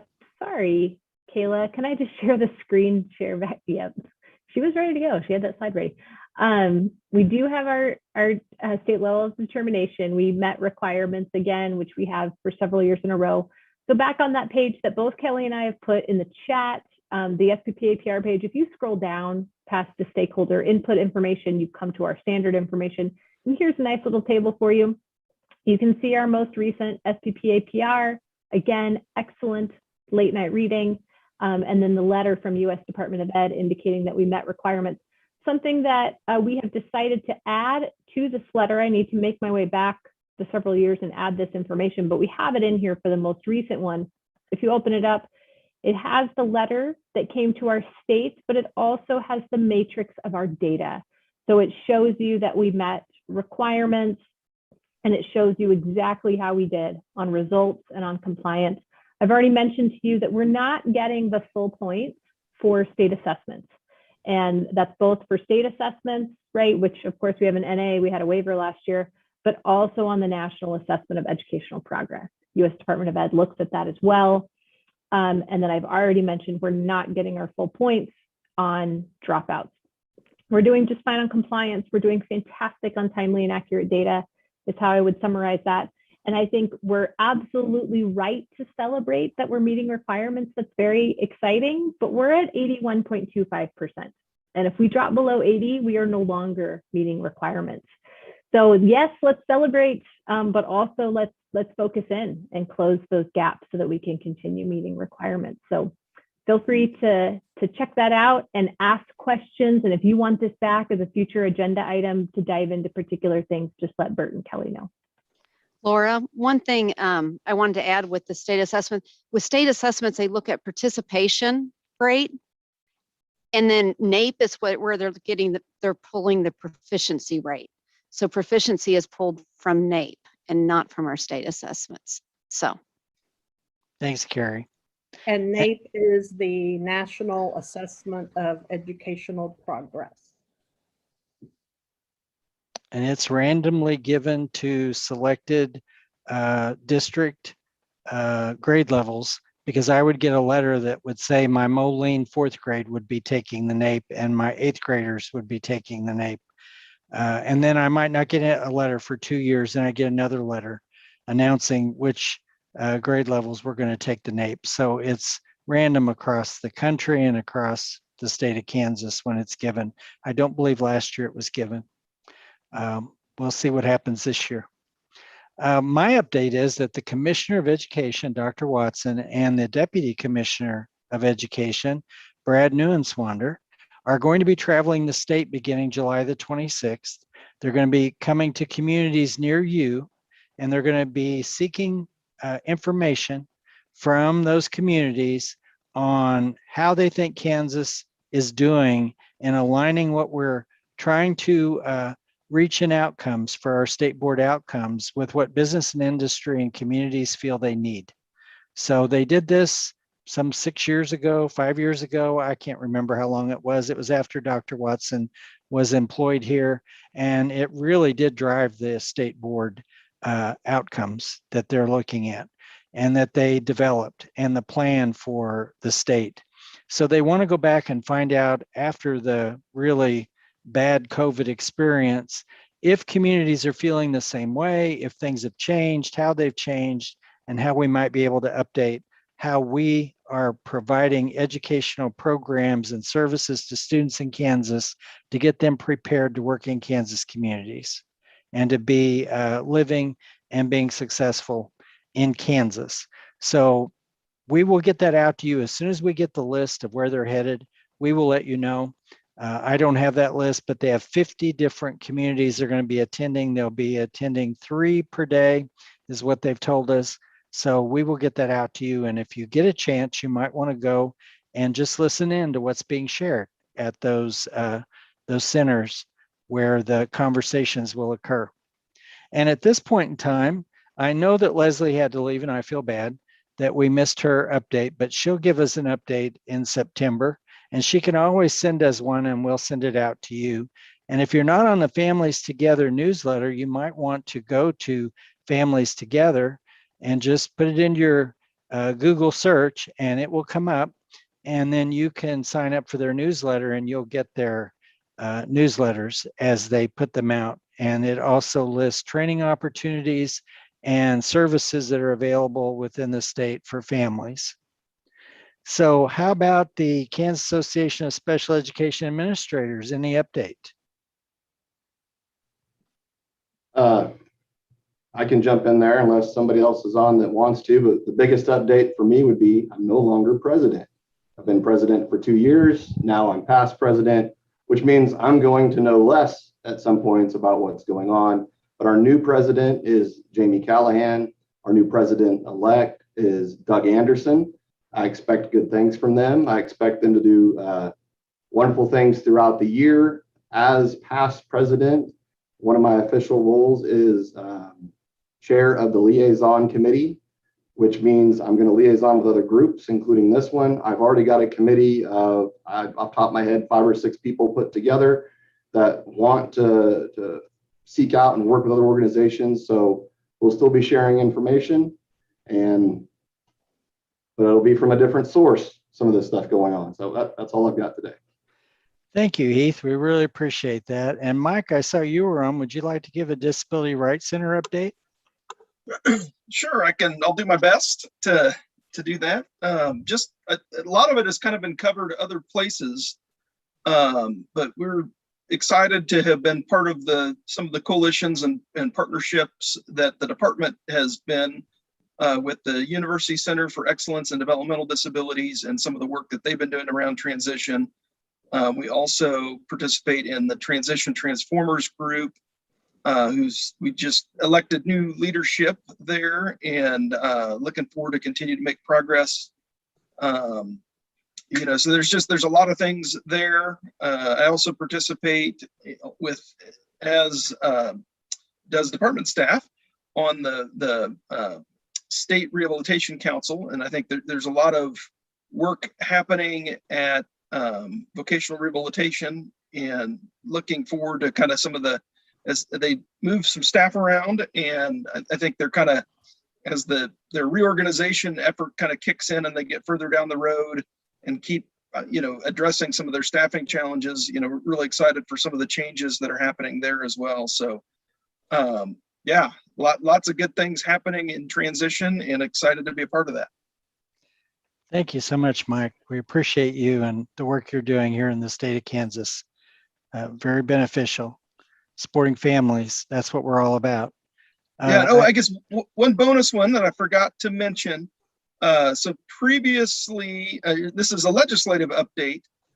So individuals who received or participated in a home and community-based services waiver, one of the CanCare waivers for home and community-based services, such as there's an IDD waiver, a physical disability waiver, and that's kind of ultimately where a lot of individuals with disabilities, once they transition, that's kind of where they typically would transition to. One of the challenges is Kansas had a barrier to employment there with the protected income level. And so we had, for 10 years, it hadn't been increased at all. And it used to be, I believe it was $727. If you made more than $727 as an individual receiving home and community-based services, you would literally basically have to write a check for 100% of every penny you made above that level. And so as you can imagine, if you have an individual who was able to work some, there was zero incentive for them to work, to make a penny more than that $727.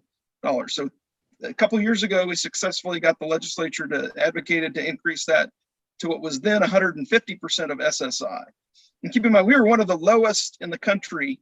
At that time, a majority of states were at 300% of SSI, or a little, at the time, I think it was like around $2,200 a month, which is, again, that's a big difference from 700 to 2,200. Yeah. And so SSI has gone up a couple of times. It typically gets a cost of living every year. And so it's roughly around 2,400 now. But in the interim 3 years since we last looked at it, 14 additional states had gone to 300%. So we were now the eighth lowest, even after increasing it pretty significantly.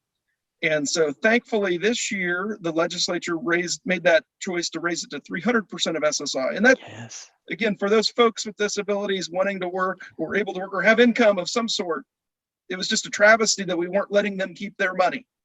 I mean, and that's the only other way to look at it. It's not like an insurance premium or cost share. I mean, we were just not letting people keep their money to receive the services that they, qualify for. I mean, they still have to financially qualify. They can't make more than 300% of SSI. They also have to functionally qualify and having a significant enough disability to impact their activities of daily living. And so that was a huge win to get that addressed and a huge barrier to employment. So I think that will hopefully see some benefits to that long-term, because if you're a transition age youth and you begin to move, do that transition, we want to step, people to be able to move into positions where they hopefully can have a career, they can hopefully save for retirement. And there's just so many other good things. And that was a huge barrier. So with that, I'll leave that. That was my last bonus update there. So thanks. That really was a positive outcome, because for so many years, I remember my students would graduate to the couch because the parents didn't want them anywhere near a work environment because they were afraid they'd lose their benefits. So to have that opportunity to have that raised to 300%, that is outstanding. So congratulations on the work you did, and it paid off. Yes, it was a long haul to get it done. It got done at the very end. And thankfully we ended up with a legislative champion, because everyone was saying, oh yeah, no, we'll do that next year. We'll do that next year. And he said, no, I want to do it this year. Good for you. We've helped others out. I want to do this year. And they did it. So it was cool. Outstanding. Really appreciate that update. And I don't Thank know. you. I apologize. I have to hop off for another meeting. So that was perfect timing. All right. Thank Mike. you all for all the work you did. I really enjoyed the presentations today. So thanks. Thanks, Mike. And I didn't know if Jim McNeese was still on, if he wanted to provide any additional update, but we've officially listed him on the agenda. Are you still with us, Jim? I don't believe he is. Okay, well, we listed him and he gave his update earlier, so we really appreciate that. Do we have any other update that a member would like to give?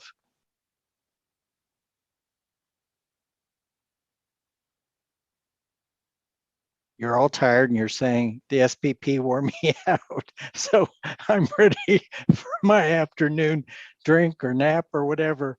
We really appreciate you hanging there with us today. You are important to us more than you know. What you provide to us and information we use. It's not ignored. This isn't a let's just stamp the paper and let's get an agenda and let's send it to Washington. No, we want this to be a very usable, interactive group, and we really appreciate your contributions to the state of Kansas. So a huge thank you to all of you for serving.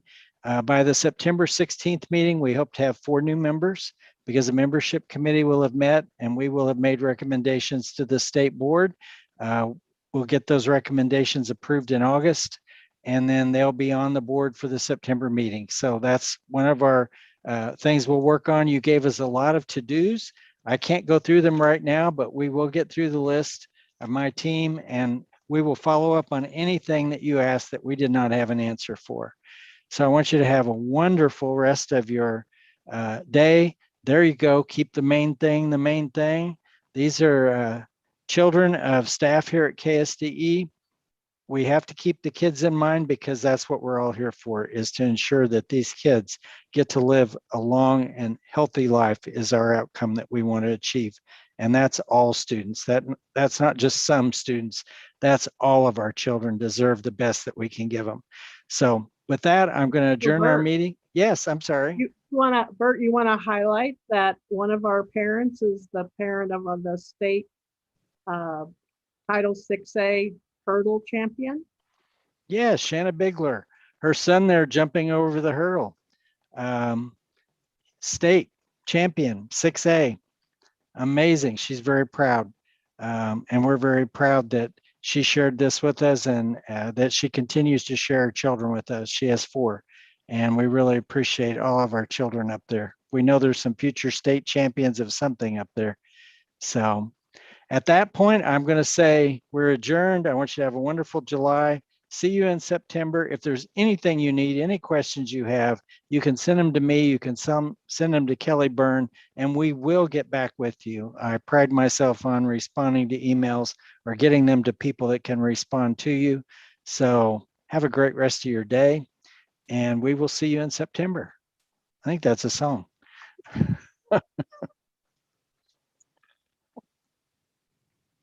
Goodbye, everyone.